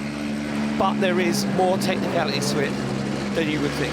Because if Peter loses this battle to Espen Road and Conor Shanahan loses his battle to Matt Field, they remain tied on points. Now, what does that mean for the championship? Well, that means that Conor Shanahan will be crowned the 2025 Drift Masters champion because of the amount of times he has finished higher on the podium than Peter Hynes. Right. So Hynes right now has to beat Espen Road from Norway. Right. Wild. And the only way they can settle this to make sure that Peter wins the championship is by going head-to-head in the top 8. Yeah, it's wild, and even how close it was between that tiebreaker, both of them having first place wins, the same amount. Yep. But then Connor had one event where he was second, and Piotr had an event where he was third. That is how close this entire, even our tiebreaker is close. It's a close one. Wow. So right now, we are ready to send these guys out on track. This is how it looks at the moment. We're halfway through our top 32. I mean, kind of. We got a bunch of one more times still. We've got two more times to go, and that's going to be the Kevin Pescur, Connor Falvi, and that's going to be the Jakob Krol, Clint Van Oort. We're still waiting to get those two battles tidied up and finished off, but we're going to move over to the other side of our top 32 bracket, and it's going to be Peter versus Espen Road. It's a big one. Yeah. It's a big one for Connor, because Connor, I feel, he sits there saying, well, look, if Peter falls out of competition now, I don't have to beat Matt Field. No, he's got I don't have to beat him. I could win the championship in the top 32. It could be done. The pressure's off. But let's not take anything away from this man. He is the 3-time Drift Masters champion. He is the multiple Polish champion. You name it, he's done it. And right now, he looks better than he's ever looked before. He's in a piece of machinery that has never worked better than before. He is a man with every single Polishman in this building screaming his name. But Espen Road is a man who has no pressure.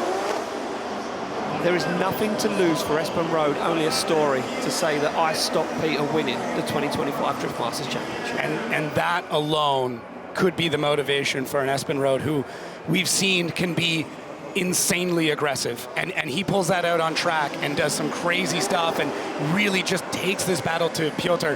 That could be it. And Piotr is one of the most consistent drivers we've ever seen. From the time that he steps foot on track to being on the podium at the end, he can be absolutely perfect. But there are cracks in the armor. It does happen.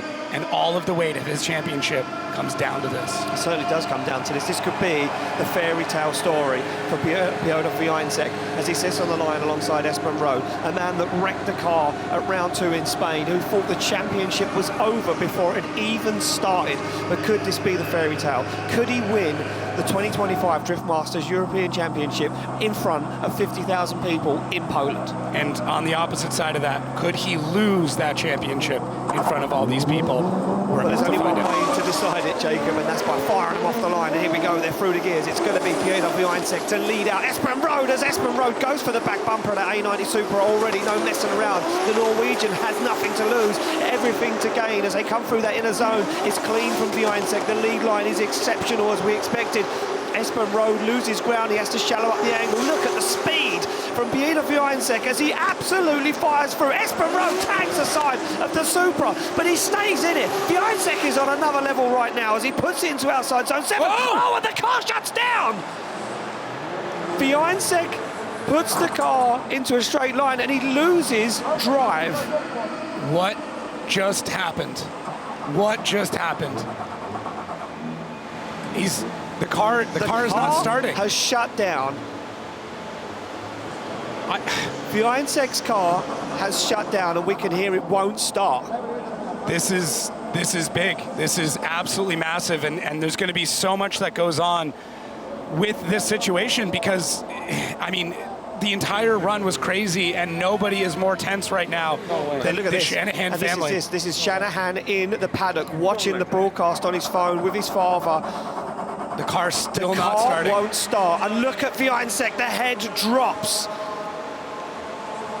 This could be the end of the road for Wiańczek. Our start line Marshall Martin is down there with him, and we know he has 2 minutes to get back to the start line. Espen Road has pulled to the line. Now, I wondered if the contact between Espen Road and Wiańczek was Road's mistake.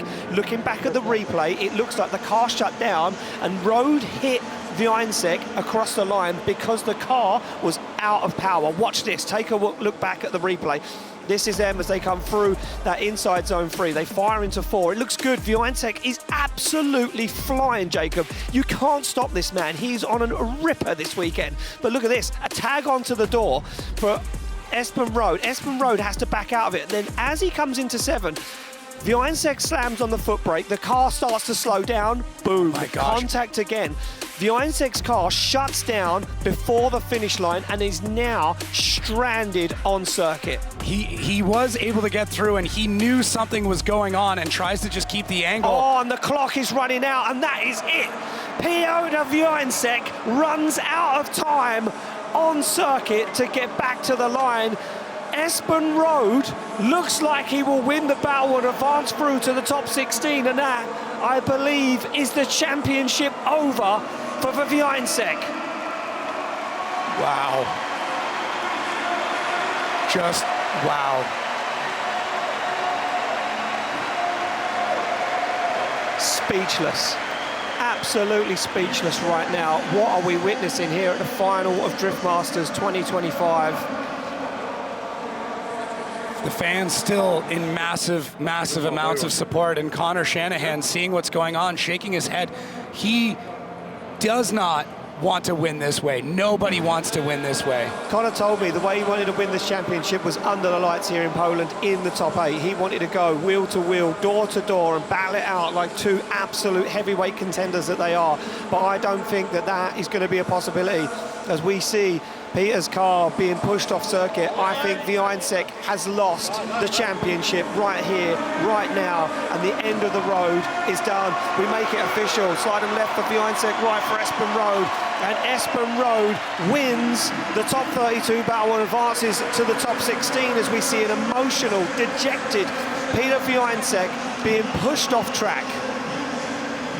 This is insane, and this is one of those situations where, once again, drifting proves that you need everything.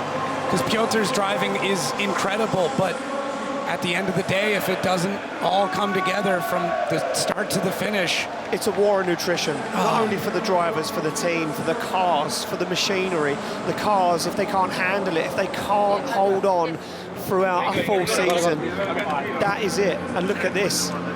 Connor Shanahan makes his way through the tunnel on to the circuit, and he's going to go and see Peter, as we can see Becky down there with Peter Hynes, and Hynes looks visibly upset. Look at the Polish fans, their hearts are broken. I can only imagine what is going on as Connor Shanahan now comes through the tunnel to see him. Wow. He didn't want it. He didn't want it this way. Connor didn't want it that way. You can see it. You see what it means to both of these guys. Hynes embraces Shanahan, and Shanahan says, this is not how it's meant to be. This is not how it was meant to go down. Wow. Becky's down there, our queen of the paddock, has some stories and some news. Becky, what is going on? Guys, absolutely gutted. Peter, I don't even know what to say to you. Can you tell us what was happening from inside the car there, just so we can get a feel for what happened? Yeah, it's hard to comprehend what happened actually, because I wasn't maybe fully happy about my lead run because the initiation wasn't the best, but that was the last zone. I made the last move to actually make sure that it's going to be a clean run, and then like, I don't know, 20 meters before the finish line, the car died and doesn't want to restart. So that's all she wrote, pretty much. But there is one more thing to say. And, moi kochani, bardzo wam miło, że jesteście. Dziękuję, że przyszliście. Przepraszam, że tak to się dla mnie kończy, ale dzięki wielkie za wasze wsparcie. Bawcie się dobrze i dopingujmy Polakom, bo wierzę, że dzisiaj będzie naprawdę dobrze dla nas. Trzymajcie się i wszystkiego dobrego. Peter, we're absolutely gutted for you. What does this mean for you right now? Is it back to the drawing board and ready to reset for next year? I don't know what to think about right now, to be honest. Yeah, definitely we want to come back next year even stronger. The car performs excellent. We just need to dial up really small things and it's going to be great. So I'm sure that for the first race of the next year, we're going to prepare 100% just to make sure that no mechanical issues we're going to eliminate us. And yeah, fingers crossed. And for now, guys, enjoy the show and have fun. Thank you, Peter. Well, there we go. That is the moment where it all... Look what it means for Hynes. Heartbreak. The weekend, it was meant to be the weekend that never happened. And look at this, scenes in the paddock, and they know that they've done it. They know that they've won it. The championship is in the bag, but we're going to get back into that after we move through. We've still got to see Connor Shanahan take on Matt Field, and as those guys celebrate, the job isn't done, Jacob. The job isn't done. And for Connor Shanahan, what would do this is by getting these battles, getting the wins, getting everything, and being like, you know what? It wouldn't have mattered. I was going to be standing on the top step, regardless of anything else that happened this weekend. But I'm sure all of Ireland right now is cheering, while a lot of Poland is in mourning. Yeah, there's a lot of guys in the crowd. You could see what it meant to them. Their heads had dropped, the flags had dropped, and Hynes there you can see, realised that that was it. It was time up. But look, it's time to move on. We still have a round to win. And who is going to be that winner? Who knows? But it's going to be Mika Keski-Corpy on the line right now. The Finnish driver takes on his fellow Finn, the OG of Finnish drifting, Juha Poaxo. Sits on the line, S58 BMW 2 Series, 2 JZ-powered BMW E92. Big impact with the wall earlier on in practice for this man. Juha took the back end of that car heavily into the wall. Could he do now against an on-form Keski-Corpy? Keski-Corpy qualifying in 15th, looking strong this weekend, and a man that's been progressing through Drift Masters year on year, and now a credit to the championship and a great contender for it in coming years as he slams through the gears. They're off the line, it's no messing around. There's still top spots in the top 16 away as we see them both get into it.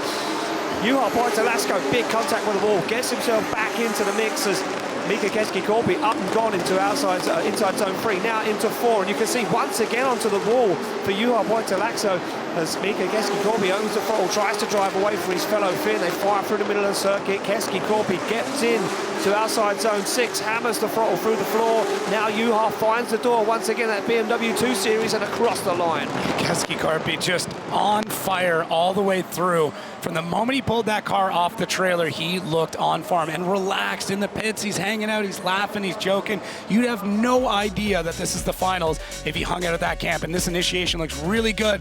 And then for Poaxo, just into it a bit too early. Catches it even before the line crossing, and he has to just battle back after that. You can see these beautiful shots of the BMWs flying by from the two Finns who are, I mean, both of them on form. For Poaxo, he's just absolutely going at it, and I mean, he had that hit earlier on in practice, and the car looks quicker even now, so I'm wondering if something was going on with the setup where he's like, you know, it's not grippy enough, I'm sliding too much, it's too loose, I'm getting into the walls, but now he's got that speed because even after the contact, he was able to make up. Oh no. Big drama already. Look at this, and it looks like that rim broke on initiation. That tyre is still on the bead, but there is no air in the tyre, which means Juha Poaxo will have to bow out of competition. He's told to go back to the paddock from our start line Marshall Martin. That contact too heavy. You can see now as well how that contact bent the rear wheel as Mika Keski-Corpy jumps out of the 2 Series. Look, he doesn't know what's happened. Yeah. He doesn't know. Look at, he's pointing over, and Mika's like, I want to battle him, let's keep it going. And look at that. He then realises he gets the win, and he will advance through to the top 16. We do need to make it official. He puts his thumb up. It's going to slide left for Mika Keski-Corpy, and the young man from Finland, he's making moves in the championship, and look at this, so happy. He knows he's going to be in that top 16 parade when this place is absolutely packed out, Jacob. And really, that might be the biggest thing that these drivers right now in top 32 are fighting for, is to be out on the track when this absolutely packed out stadium goes completely bonkers. So yeah, Mika Keski-Corpy moving on, and I mean, for Juha Poaxo, back to the drawing board, and I really hope that we get to see him again next year. Yeah, fingers crossed. We're going to go back to one of our one more time battles. It's going to be the first battle we see this afternoon here in Poland. It will be Jakob Krol to take on Klim van Oort. One more time, the judges couldn't split them. Too many mistakes from both drivers. Jakob Krol, our first place qualifier last night under the lights here in Poland. That carbon Kevlar S14.9. Sits on the line. Look at the way Klim van Oort has positioned his car. Yeah, on that bit of an angle. Steering problem. Oh, interesting. Or has he got a steering problem now? Either way, he's doing the international symbol for steering. Maybe we're missing out, and it's the international symbol for party. I don't know. Could be.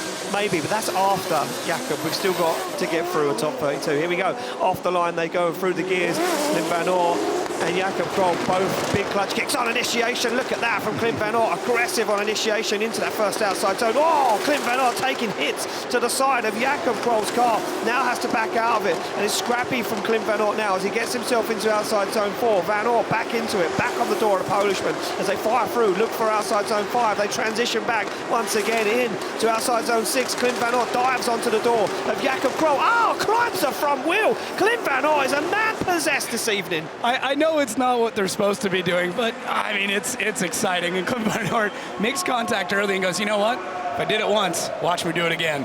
That was the definition of scrappy. That chase run was absolutely wild from Van Oort. Right off initiation, he's in there. He's trying to get Jakob Krol just to drive faster, it feels like. He's got that car wicked up, wants Krol to pick up the pace all the way through, cutting a bit of line, goes for that dive and back in. And I mean, big ups to Clint Van Oort for not backing down anywhere through it, even after those contacts, and for Jakob Krol to stay in it. I mean, even though his car is being absolutely decimated from the Dutchman. It's, man, what a wild one. Front wheel on front wheel, both drivers staying in it. That is very difficult. That is one of the hardest things to be able to drive through in drifting, is a front wheel on front wheel collision and both drivers able to pull across the line. Yeah, Clint Van Oort is a man possessed. He is an animal today. I love it. Maybe if you could dial it back just a little bit. I mean, for the show part of it, it's fantastic. For the precision, not so much. Now look at these beautiful shots from our Phantom slow-mo camera of Clint Van Oort getting so aggressive on Jakob Krol. I'm not sure how the judges are going to see this one, Jacob, but we'll find out. Krol, no. I think Jakob Krol is saying that he has an issue with the steering. Interesting. I mean, the wheels are looking fine, though. He's backed up a fair bit, so I wonder if that is making Krol drive a little slower. Why Clint Van Oort can't slow down too much behind him, and he is making that contact. That's a good point. We'll see what happens now. I mean, maybe Clint Van Oort absolutely goes flying through this run, and Jakob Krol is left to spectate from the back. Well, we're going to find out. Here we go. They're off the start line. Big flick from Clint Van Oort as he puts that car into that first outside turn. Look at this. Up into the wall he goes. There's no shaking Jakob Krol, though. Jakob Krol seems to be like he's on a flyer right now. Headlight towards the wall for Clint Van Oort. And this young Dutchman is flying through outside zone 4. But look at Jakob Krol. He's back into it again, back onto the front wheel as they fire through the middle of the circuit. Almost contact on the transition as Clint Van Oort goes for the outside zone. Jakob Krol shallows up the angle, goes for the front wheel. Clint Van Oort dials on the angle, but Van Oort gets the job done. Is like Van Oort like returning the rental at the end of this year or something? Because I know he's just driving like he doesn't own it, doesn't care about it, which is the way to go here. This is saying something. The most aggressive Clint Van Oort we've ever seen, and that is a high accolade. Jakob Krol, though, very, very smart all the way through the run. He keeps a decent proximity through the vast majority of it, but man, that is tough. He's got to chop a lot of line through these sections because Clint Van Oort is completely wild. He is off the rails through the entire run. And man, what is going to be left of that car? Because the body panels are definitely not it. And man, it is just a very spicy run from Clint Van Oort, and Jakob Krol a lot more detailed and documented all the way through the run. And bits of rubber flying off from the front wheel. And look at how close these drivers are able to get, just ready to kiss rubber on some of these runs. Crazy set of runs here, Ian. Yeah, they certainly are. Very crazy set of runs. And Clint Van Oort doing a good job. I'm just watching back the replays there on both sides. They're trying to see what the judges are looking for. There's a lot of deliberation going on, and they're looking at the lead run from Jakob Krol. Interesting. So I'm wondering if it's a speed thing, because there's a lot of left foot words out brake. of my mouth. Sorry, man. You just come in and rob me of all my words. We're mind melding at this point. We're completely connected. Yeah, look, you can see the judging in progress. This is what the judges are looking at, what you're seeing. You're right. I think they're looking at the amount of slowing that Jakob Krol was doing into, I think, predominantly outside zone 7, where the biggest contact happened. I mean, as well as there are spots where you're allowed to have those decels, but other spots you're not. There's two tense drivers sitting there waiting for the decision to come across. No, it certainly is, and we're going to wait for the decision to drop in from our judges. Who's going to be taking it through? Will it be Will Poland have 2 heartbreaks in one hit? That's what I'm wondering right now. As the flags go back up into the air, and the Polish hope that they get another driver into the top 16. Pavel Korpolinski doing the job for him so far, but they would want as many in there as possible to try and get a Polishman on top step of the podium this evening. Judges still talking about it. We wait for that decision to drop in. 2 nervous drivers standing outside the car and wave to the crowds. Clint Van Oort looks very, very nervous. Here we go. It's in. Slide him left for Krol, right for Van Oort. It's going to be 1 vote for Van Oort. It's going to be Clint Van Oort getting the win and taking out the top qualifier. Clint Van Oort takes him out. David Kalasov, just going to quickly come to you. Was it the slowing in outside zone 7 from Jakob Krol? I would be very happy to say that it was only one mistake, only one slowing down, but we needed to go through all the mistakes which were happening from the drivers. Normally we need to blame the driver for contact, but there was so many contacts in the first run. So part of them was on side of Kuba, part of them was on side of Clint. In the second run, it was also quite messy. So we really needed to pick points, like the mistakes, weigh them, and then find out which mistakes were weighting less. And that's how we decided this battle. So not easy one. The driver with lower mistakes won.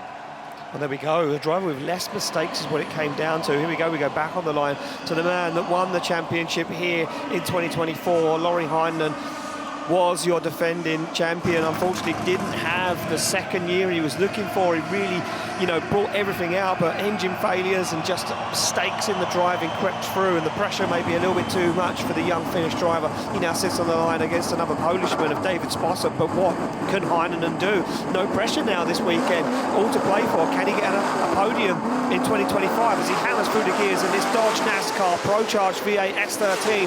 David Sposop in that 2JZ S15, hunting him down. A nice lead line through outside zone 1 already for Heinan as he flicks that car towards the wall. It's beautiful from Heinan, but look at Sposop, no backing down from the Polish driver as he goes to go wheel to wheel. Laurie Heinan on an absolute flyer though. The lead line is beautiful from Heinan as he fires in to outside zone 6. David Sposop with him though, now starts to rein him in, starts to match the angle as David Sposop looks for the front wheel, flicks it to angle and across the line. Larry was just beautiful out front. It is just a pleasure to watch him when he is on it, when that engine is absolutely rocking, when he is on form, when everything is coming together for Larry Heinan, and we already know he can win that championship and he can win any event any day, and the lead run is a great view of that. And for David Sposop, he's having to fight back in and out a little bit. I mean, a couple of little dives here and there. He's still doing a great job in the chase, but when you've got a driver that's so aggressive and stable out front as Lowry, anything that you're doing in the chase that's not completely perfect gets highlighted exponentially.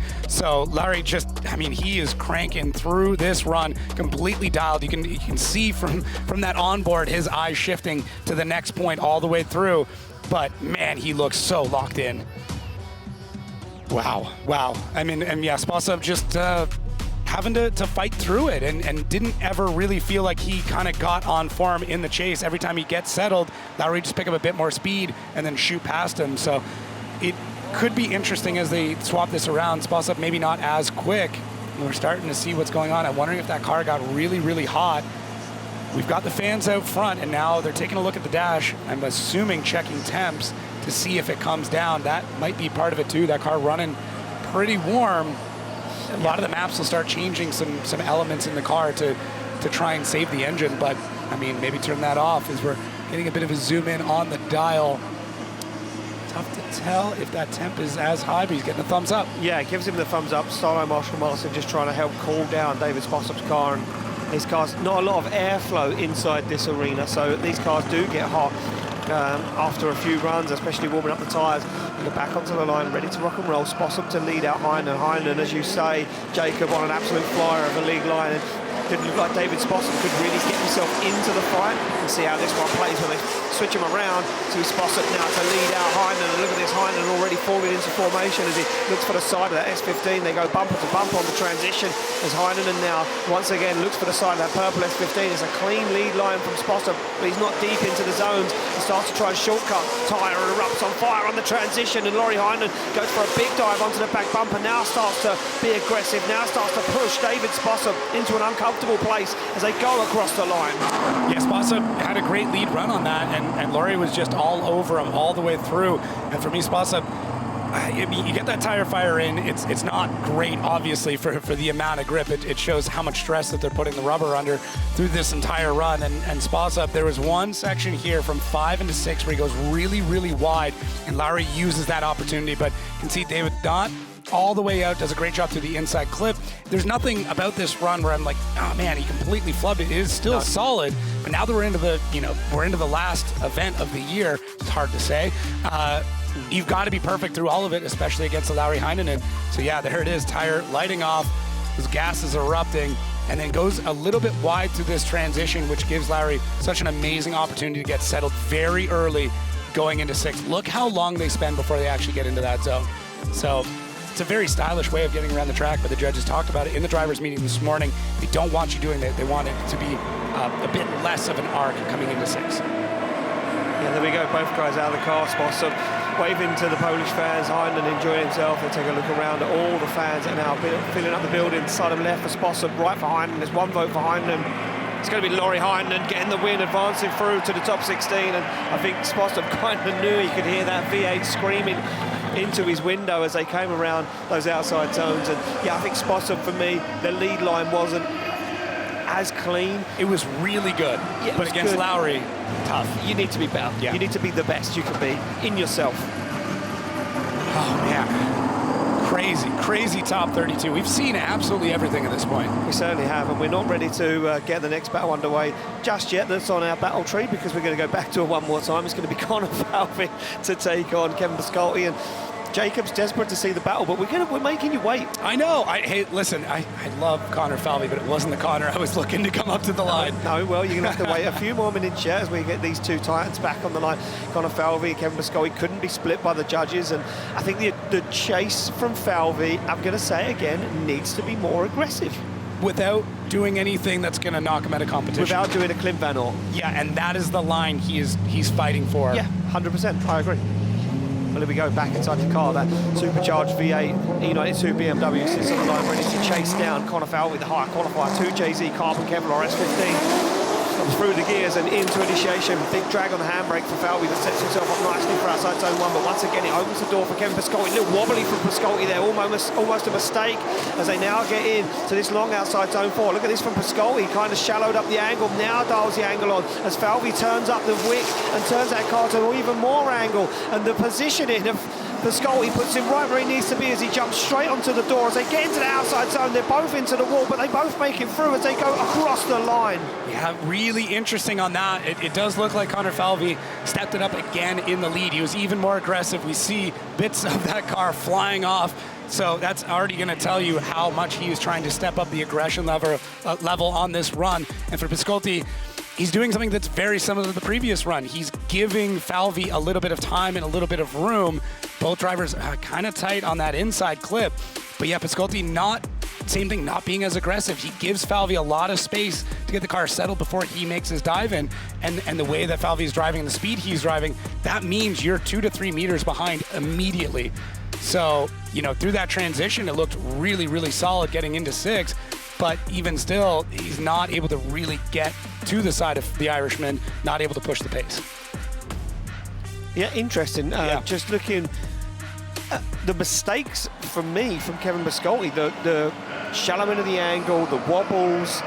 It wasn't as clean as the first battle. No, he's giving him a little too much slack. It certainly is. Well, here we go, off the line, ready to chase down Kevin Pescur is Conor Falvi. They fire into outside zone 1. Nice initiation from Pescur. Dials on the angle, puts the back bumper towards the wall. Now starts to find the comfort zone, does Kevin Pescur, as he looks for the transition. Falvi with him, though, as he goes for that front wheel. He needs to bring that aggression. Conor Falvi, the young Irishman, the rookie of 2024, needs to apply some pressure to the Hungarian as they flick through. And it's a good transition from both guys as they get into outside zone 6 onto the wall. Falvi did almost tags the walls. He now flicks into the door at a BMW. Yeah, Falvi did much better on this one. He was a bit more aggressive. Now, maybe not as aggressive as what we would like or hope, or maybe what's expected from an Irish driver, but that was once again more clinical from him, more aggressive, but without going over the edge. On that initiation, I thought he was going to. I thought he was going to get right into the side of Pescur, maybe get that front wheel on front wheel contact. I like the way that he's transitioning even earlier than Pescur to be able to dive back in. Maybe not as much dwell time through the zones as the judges would have liked, but starting to pick up that proximity and is closer through so much of this run. Pescur's run was pretty slow. It was quick, but you can tell he's trying to dial back as well through a lot of these sections, and I feel like Falvi wanted to push. He wanted to dive in a few different sections, but never had that confidence to really get into the side of Pescur. I say, Pescur's wasn't, super fast, but, it was still quick. He still got through a lot of that run. But I feel like Conor wanted to go way faster. Here we go, slide him left for Falvi, right for Pescur. It's 1 vote for Falvi. It's going to be Conor Falvi. He takes down the Hungarian Kevin Pescur. He bows out of competition, and the young man from Ireland breathes a sigh of relief. He will be in the top 16 parade, and judges telling me it was the angle on outside zone 1, the dialing in of the angle, yeah. Oh, so too much angle suddenly was what sealed the deal, and there we go. Look at this, scenes from outside in the paddock. And that was Jack and Connor with the mother and father. And look at this, Connor can't believe it, shakes his head. And there's the whole team, everyone who's worked incredibly hard this weekend and this season to make this dream come alive once again. And look, we say, look, the job is done. Kind of. But is the job really done? Because we know these drivers and we know what Connor Shanahan would want. Connor Shanahan would love to win this event and seal the deal 110% and prove to everyone that that's why he's the champion. And Matt Field would love nothing more than to play spoiler to that, you know, a perfect ending to this event for Connor Shanahan. But look, you're now sitting there alongside a man who is crowned the 2025 Drift Masters champion.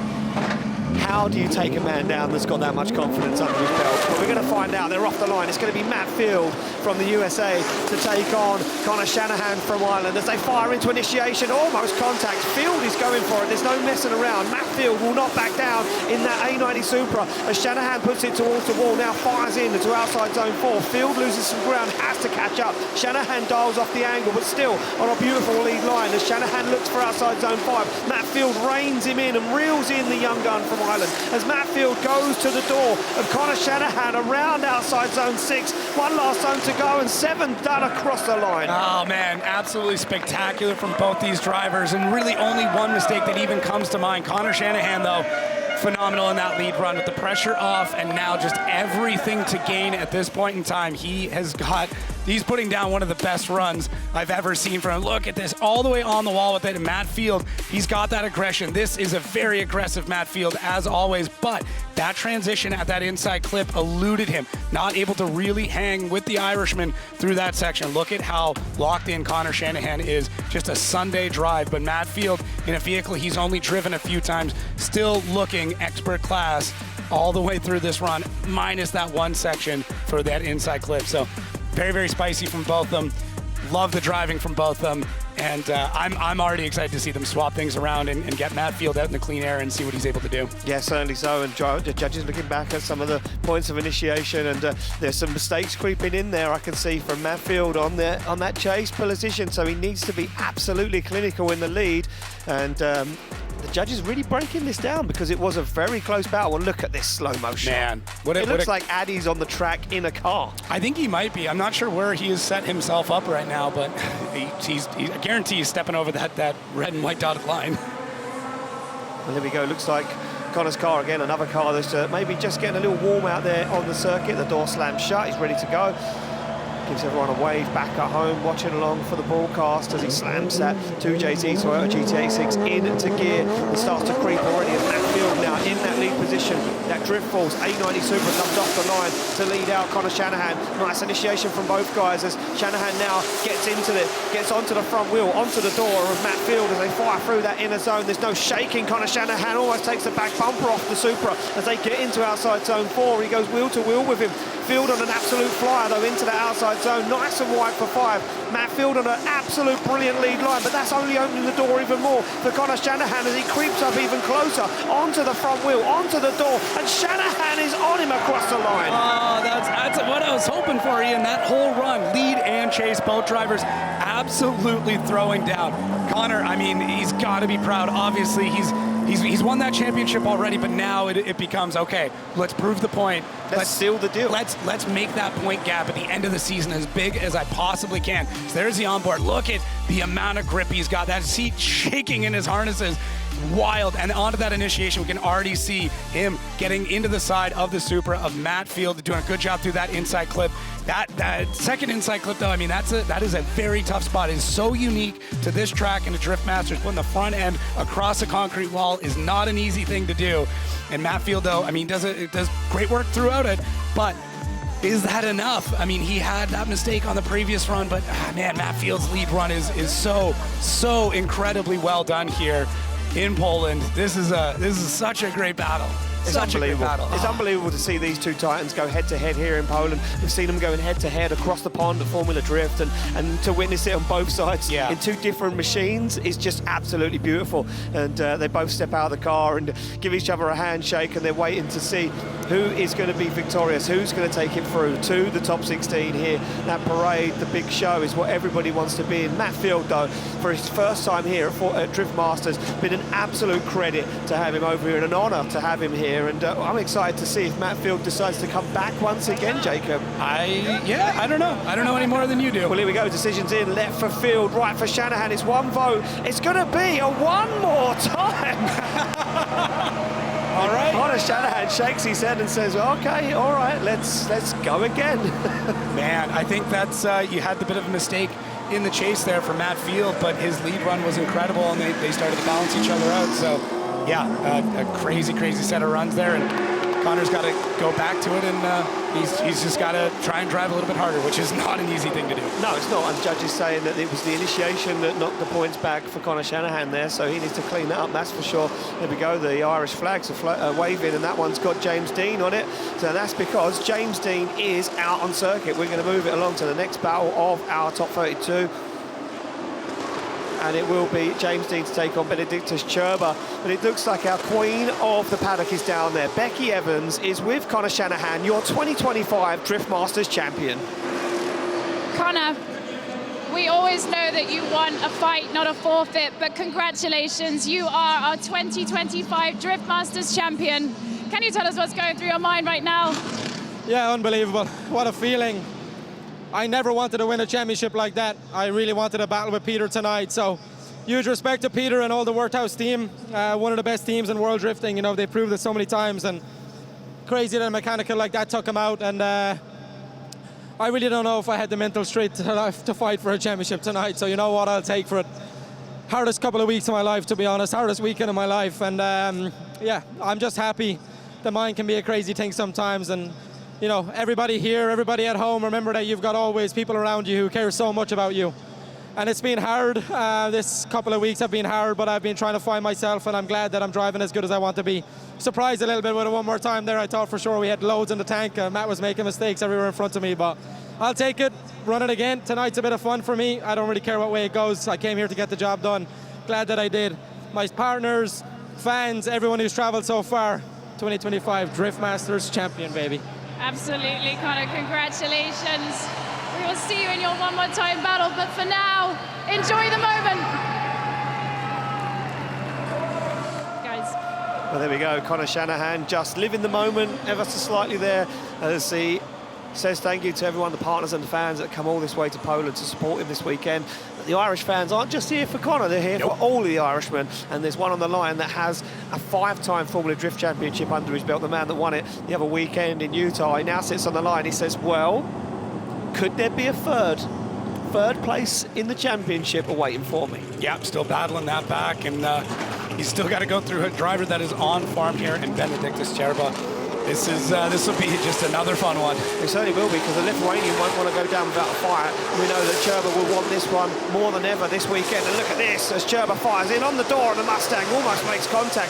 James Dean, absolutely brilliant as always, but a big mistake there from Cherba as he has to shallow up the angle, almost straighten through that inner zone. They work their way round outside zone 4. Now Cherba gets himself back into formation, but it's beautiful from James Dean. But look at Cherba, absolutely glued to the front wheel and the door of that Ford Mustang. They get into outside zone 6. There's no shaking. The Lithuanian has now shallows up. Does James Dean? He dials on the angle for the final outside zone.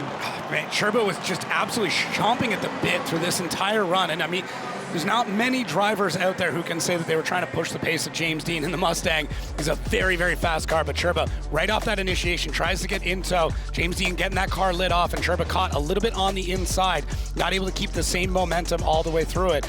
Then James through this transition, Cherba punches through the smoke, gets back into the side of Dean one more time, and kind of just tries to fight his way through that through the vast majority of this run. Look at trying to push through, trying to keep it up, and even getting the tire into the side of the door, the fender, the bumper, absolutely everywhere. Cherba is making his mark on James the Machine Dean. This is that's how you take it to him. That's how you try and take down a James Dean. The only thing that might come back to him is that Cherba's run wasn't super fluid in the chase, but it's a wild one. I'm going to say the biggest mistake from Cherba there was that inside zone 1. Now, the only argument I have against that, okay. I mean, on the first outside zone, is it did take James a minute to get that car lit off after initiation. So Cherba getting caught on the inside, that may be part of it, is that James didn't get the momentum going at the right time. I like it when we're split. I do too. Yeah, it's good fun. Here we go, back on the line, ready to go. It's going to be Cherba to lead out James Dean as Dean slams through the gears in that Ford Mustang spec DM. Fires into the outside zone. Cherba, strange line into that first outside zone. But look at Dean now, glued to the side. No messing around on that inner zone or that one. As they fire in to outside zone 4. Dean will not let the Lithuanian get away. Cherba on a brilliant line as he gets all of that zone fulfilled. He looks for outside zone 5 and it's fulfilled as Dean goes down the inside. Will he manage to make the dive? And he does. Backs off ever so slightly though as Cherba tags the wall. A little upset. But now Dean onto the door, repaying the favour and painting the side of that BMW. Man, judges are clapping. That was a great run. And Cherba, that last little kiss to the wall coming across the line. What a way to finish that up. That was nuts. And not that James Dean, I think, got caught out by any means. Cherba catching the wall on initiation too. Man, throwing everything at it. Not that James by any means get caught out with it, but like, this is just one of the best runs I've ever seen at Benedictus Cherba. It's aggressive, it's stylish, it's fun and exciting. And James Dean, I mean, he is very, very much battling through this in the chase. This was not an easy battle by any means. He had to pick these transitions a little bit quicker, had to try and get through the smoke a little bit more and make that bit of contact, because he would have felt Cherba on his door all the way through the previous run. This is tough. Look at both of them. They're exhausted from that run. That was a workout. That for sure, that was a workout. Man, what a solid one there. And you can see it. James happy with that either way. So there we go. Decisions in. Left for Dean, right for Cherba. Who's going to take it through the top 16? It's going to be James Dean. Dean gets the win. Cherba's still happy. And these two guys gone head-to-head multiple times. And Benedictus Cherba says, lose again. Yeah, I mean, for me, I think Cherba, if he was a bit more fluid in the chase, he probably would have got that. But the James Dean fans, they're showing their support and their excitement. They certainly are. Look at this. Could be a good weekend for James Dean, winning that qualifying showdown last night. And could he get himself on the podium? And like he said to me earlier on in the paddock, he said, no pressure. Again, another driver driving with no pressure. Just here to try and get a podium and have some fun and, you know, end the year at Drift Masters on a high. Well, and how soon we forget, this is a new build for this year, the first time that Mustang is debuting here, and there's a lot of questions. Is it too big for the tracks? Can this setup handle the tires in Europe? You know, is it going to be able to do the same things it should based on the judging system here? And I mean, other than the odd mechanical issue, some teething pains, it's proven its worth.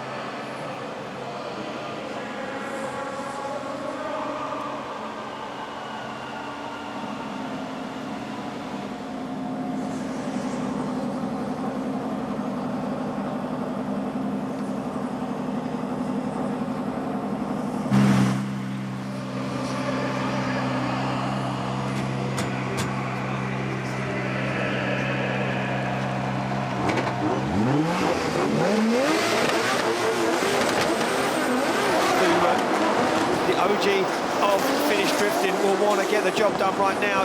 Diogo Correa into that first outside zone. The Portuguese driver bringing a lot of fans and support of him this weekend. Now flicks the car through that inner zone. Rittinen back onto the door he goes, into outside zone 4. Diogo Correa goes for it, looks for the wall, looks for that perfect lead line, and it's absolutely textbook from Diogo Correa. At the moment, Juha Rittinen goes to make a dive into outside zone 6 and gets there as they flex the body panels on the back of the cars into that final outside zone and across the line.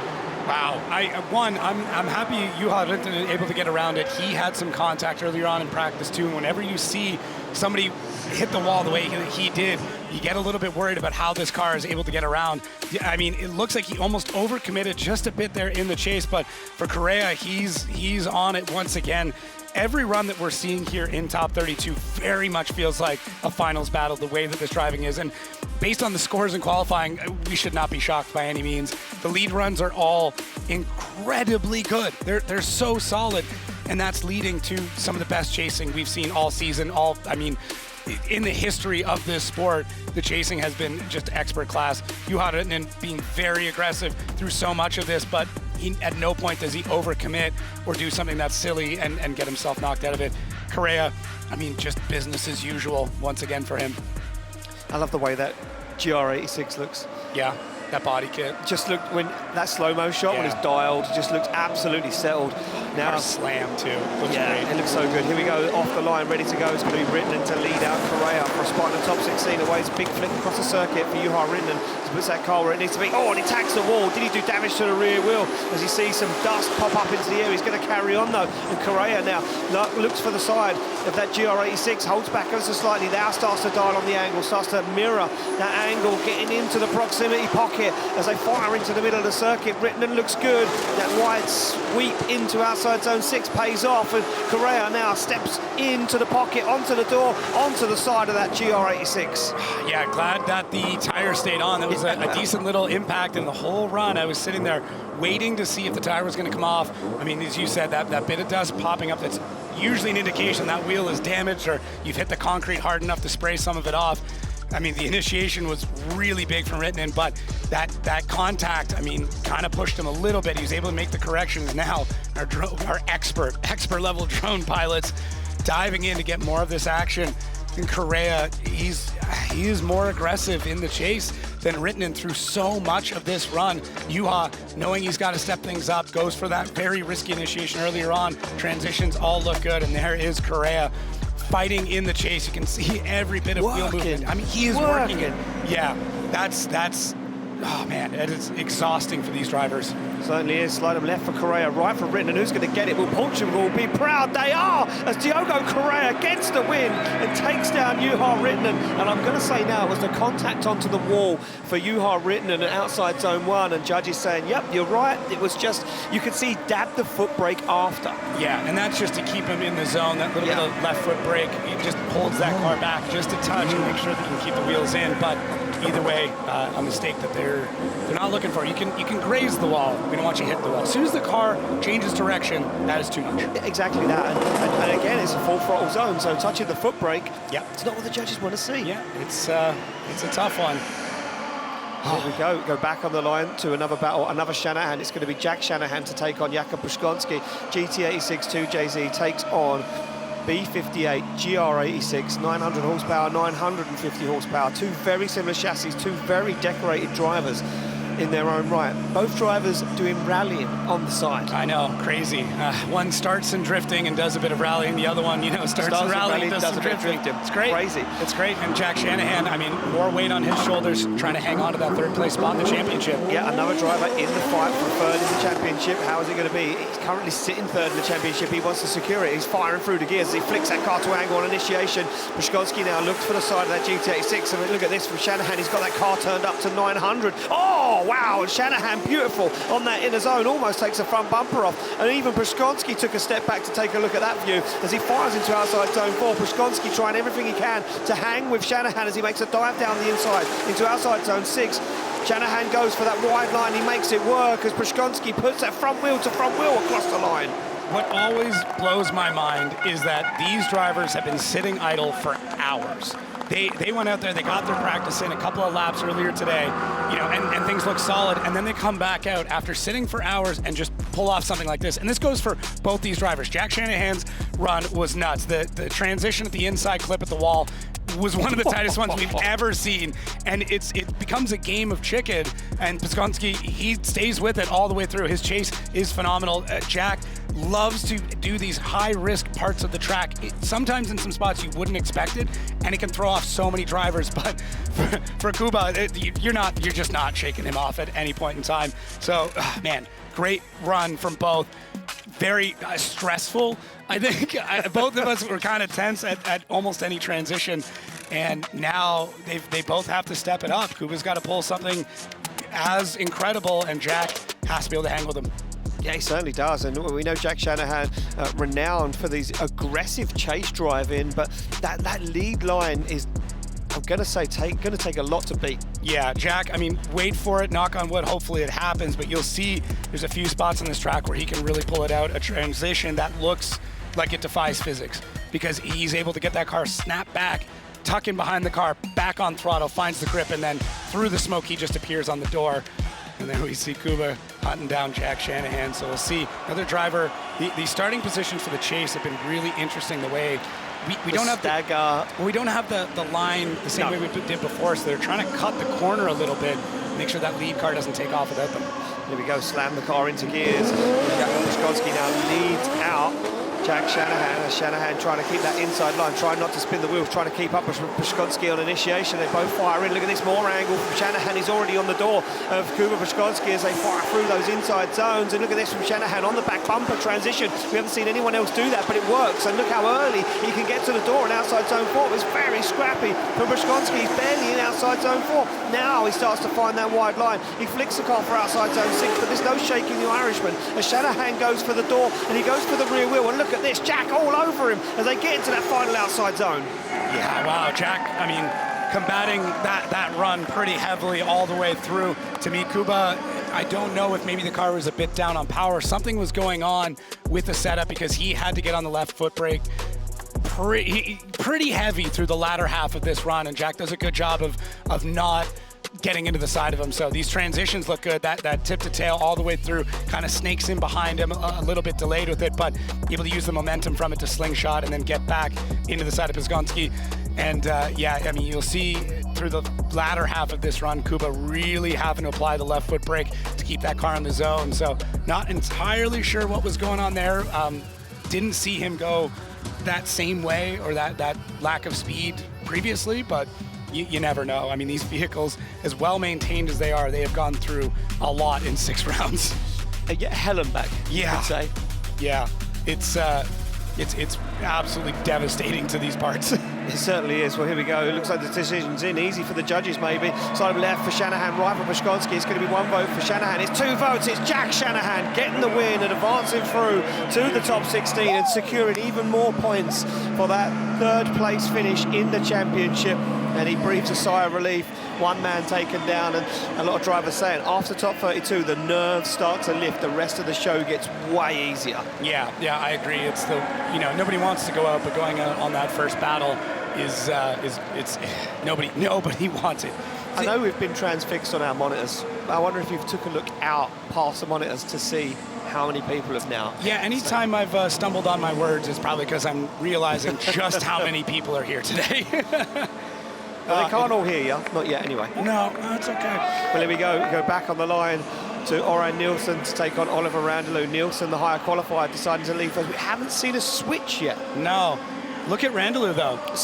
Again, a different starting position. Yeah, going tip to tail on this one, which is just another way. And just to clarify, there's no rules on where the chase car sits. You can go side by side onto the rear bumper at an angle.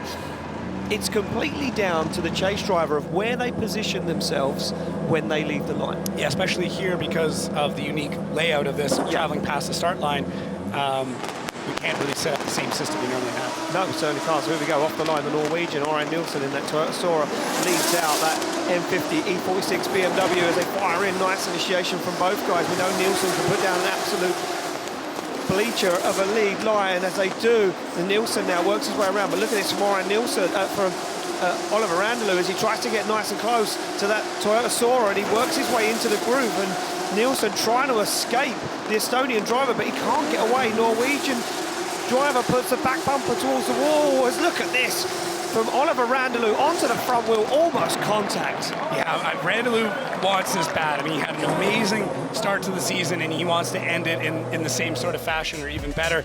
And for Oort Nielson, he's looking dialed once again. He's kind of using as much of the rear end as possible to basically drive by Braille, touching the back end of that car, kind of dragging it around, understanding where he's positioned within that zone by having the back end do it for him, and does a great job of that. Maybe a bit more angle would be great on it, but he's getting around the track. He's got lots of pace in the car, and he's looking smooth. I would bolt down that dash a little more, but other than that, it looks really good. And look how calm he looks. Just smooth, not a lot of work on the wheel, and that leads to a smooth run. Driver that's fighting at it the whole time, it translates both to the front wheels and to the rear wheels, and you'll see the cars kind of shimmy back and forth when they have a lot of input coming through the steering wheel, but not seeing that now from Mr. Nielson. Now, Nielson laid down a really nice lead line there. For me, I think the chase from Oliver Randaloo was so clean, though. Yeah, it was. He held the same proximity for a very long period of time. Yeah. Watching back on the judges' replay and trying to just to pick out any faults, and there really wasn't, to be honest with you. And a lot of that too, though, when you have a lead car that's not making a lot of input changes, you don't react to them. You just go, okay, this is where we are. Exactly that. With the back on the line, it's going to be Oliver Randaloo to lead out Nielson as they come through the gears. And look at that laser focus from Warren Nielson as he flicks that Sora to angle. They get into it. It's a late initiation. Oh, and he's into the wall. It's a big mistake from Warren Nielson. Gets himself back into the mix, but that could be what the Estonian needed as Oliver Randaloo now makes his way around this long outside zone 4. Nielson gets himself back into the fight as he tries to find the door on that BMW. He goes nice and wide for outside zone 5 as Oort Nielson looks for the door of Oliver Randaloo, and he's all over it. He's painting the door with the tyre as he gets into the final outside zone. Nielsen's with him. Okay, we talked a ton in qualifying about the long and the short overhang and the benefits of both. One of the downsides of having a long car chasing a car that doesn't have a ton of overhang, and the BMW is not too bad, but it's definitely shorter than what we've got with Oren's car, is that when you are tucked back a little bit, when your front wheel is in their door, the rear end of your car is buried in the wall. And that's what it felt like happened there with Oort Nielsen. When he got into a great spot in the pocket, I mean, he had nowhere else to go because the back end now has to be that much closer to the wall. And even though they do collapse, there is some structure that's in it, catches a little bit, and then now you're fighting to get back into it.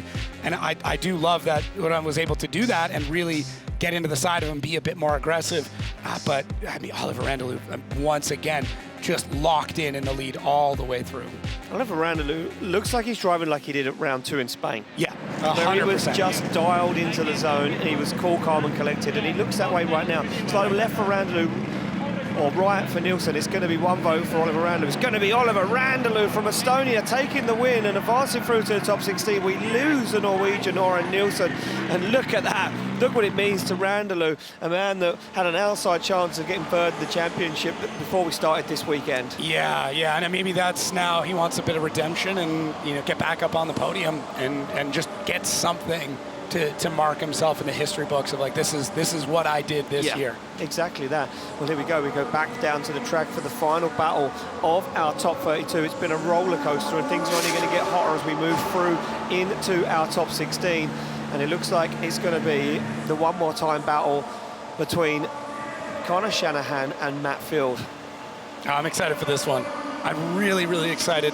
Chatting with the judges about it. It was a couple of small mistakes from Matt Field. It was obviously that transition at the inside clip. Connor Shanahan, the initiation, not really what they were looking for. So a couple of points deducted for each, and that's why we run it one more time. We certainly do, and this will be the final battle of our top 32 before we move it along to this evening, where we go under the lights here in the stadium for our big top 16 parade.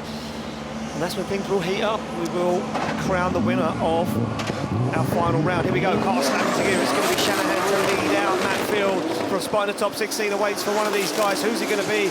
As Shanahan fires that car in. Oh, and it's a big dive once again from Matt Field. He's not messing around. He's hungry for it. He wants to get himself into the main show. As they fire through that inside zone, Field doesn't back down, but Shanahan's on a blinder. Leaves them right where they need to be. Shanahan puts bumper to the wall. He tags the wall. It's a little heavy from Shanahan. And Matt Field backs out of it. Now makes a dive. Oh, and a mistake from Field as he goes for it once again. Super aggressive from the American as they start trading paint and body panels around the circuit. Yeah, this one came to blows all the way through through this battle. I mean, whether it was drivers fighting with the walls, drivers fighting with each other, very, very aggressive, and you find this a lot when we go to that one more time. Drivers trying to go a little bit more. Matt Field, big dive on that initiation. Looked like he had left foot brake, hand brake, clutch kick. Basically every element you need to do an initiation, Matt Field was doing to try and keep up with Connor Shanahan, who's on that heater, and Connor making some contact with the wall. I mean, rubbing is racing, but it does affect the angle a little bit, and now you got to see Matt Field has to back out just a touch,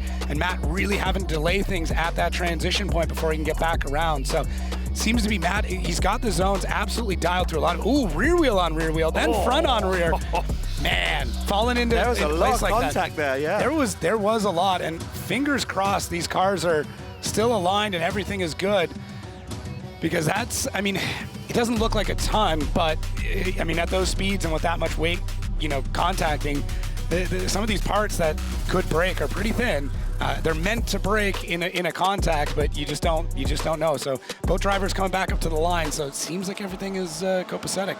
Yeah, it looks like they're all ready to rock and roll. And you can see Matt Field now in that lead position. They both get the thumbs up from our start line. Marshall Martin, the door slammed shut.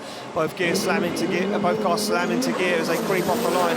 It'll be Matt Field to lead out Connor Shanahan. Look at this, so Shanahan is pushing Matt Field around the start line. And Connor Shanahan wants this more than ever as he's glued to the side of that Supra. They fire through the inside zone. Shanahan won't go down without a fight as he now starts to repay the favour. A little wobble from Shanahan, but he's straight back into it. Straight back onto the door of that A90 Supra. He's closer than Matt Field as he tags the door every single part of the track. This is a masterclass from Shanahan in that chase position. Matt Field out front doing an incredible lead line as they bring it across the line. Unbelievable.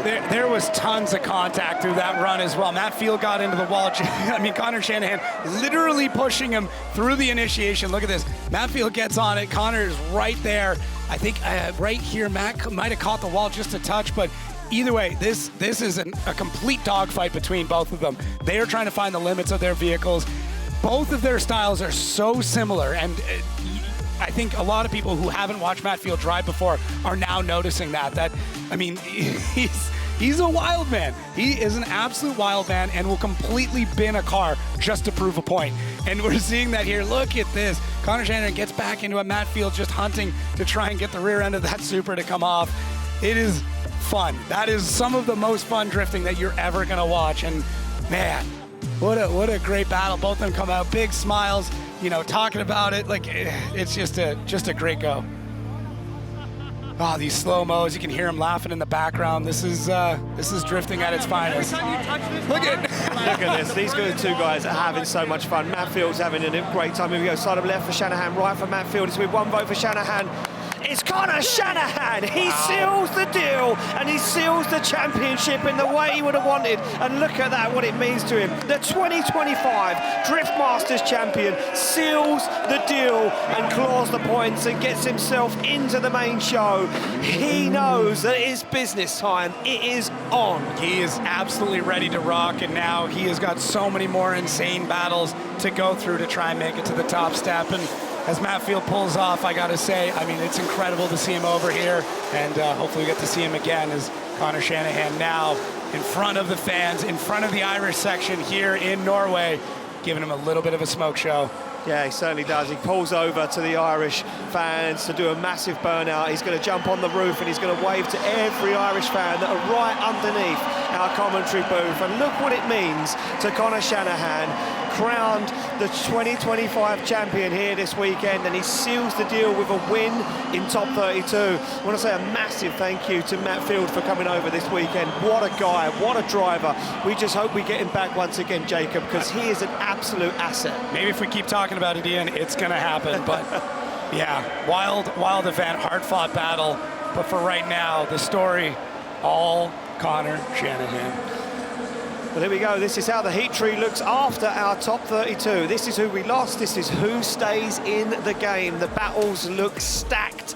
Van Oort, Hynes, McKeever, Nakamura, but we lost Jazenski out of competition due to that car shutting down and the championship over. There's some big ones coming up. Korpolinski, Falvi, Shanahan, Randaloo, Dean Diogo Correa. Look at this, Laurie Heinan and Connor Shanahan. The 2024 champion goes against the 2025 champion. That is going to be a big one. All of this is incredible, and there's so much more that's even on the line now, whether it's the third place, whether it's rookie of the year, whatever it is, there's just craziness going on, and I mean, I want the break, but I really don't. I just want to get back into it. Man, what a top 32. Well, there we go. That is it. That's top 32 done and dusted. For me and Jacob, we need a little lay down. We need a rest. Our queen of the paddock is down there. Becky, it's been a roller coaster already, and we aren't even started yet. A roller coaster. You are not joking, guys. I cannot believe what I've just witnessed with my eyes. We have crowned a champion, but there is so much more yet to come. This is the biggest event of the year, of the Red Bull Drift Masters final here in this incredibly stacked stadium. My goodness, some huge battles coming up.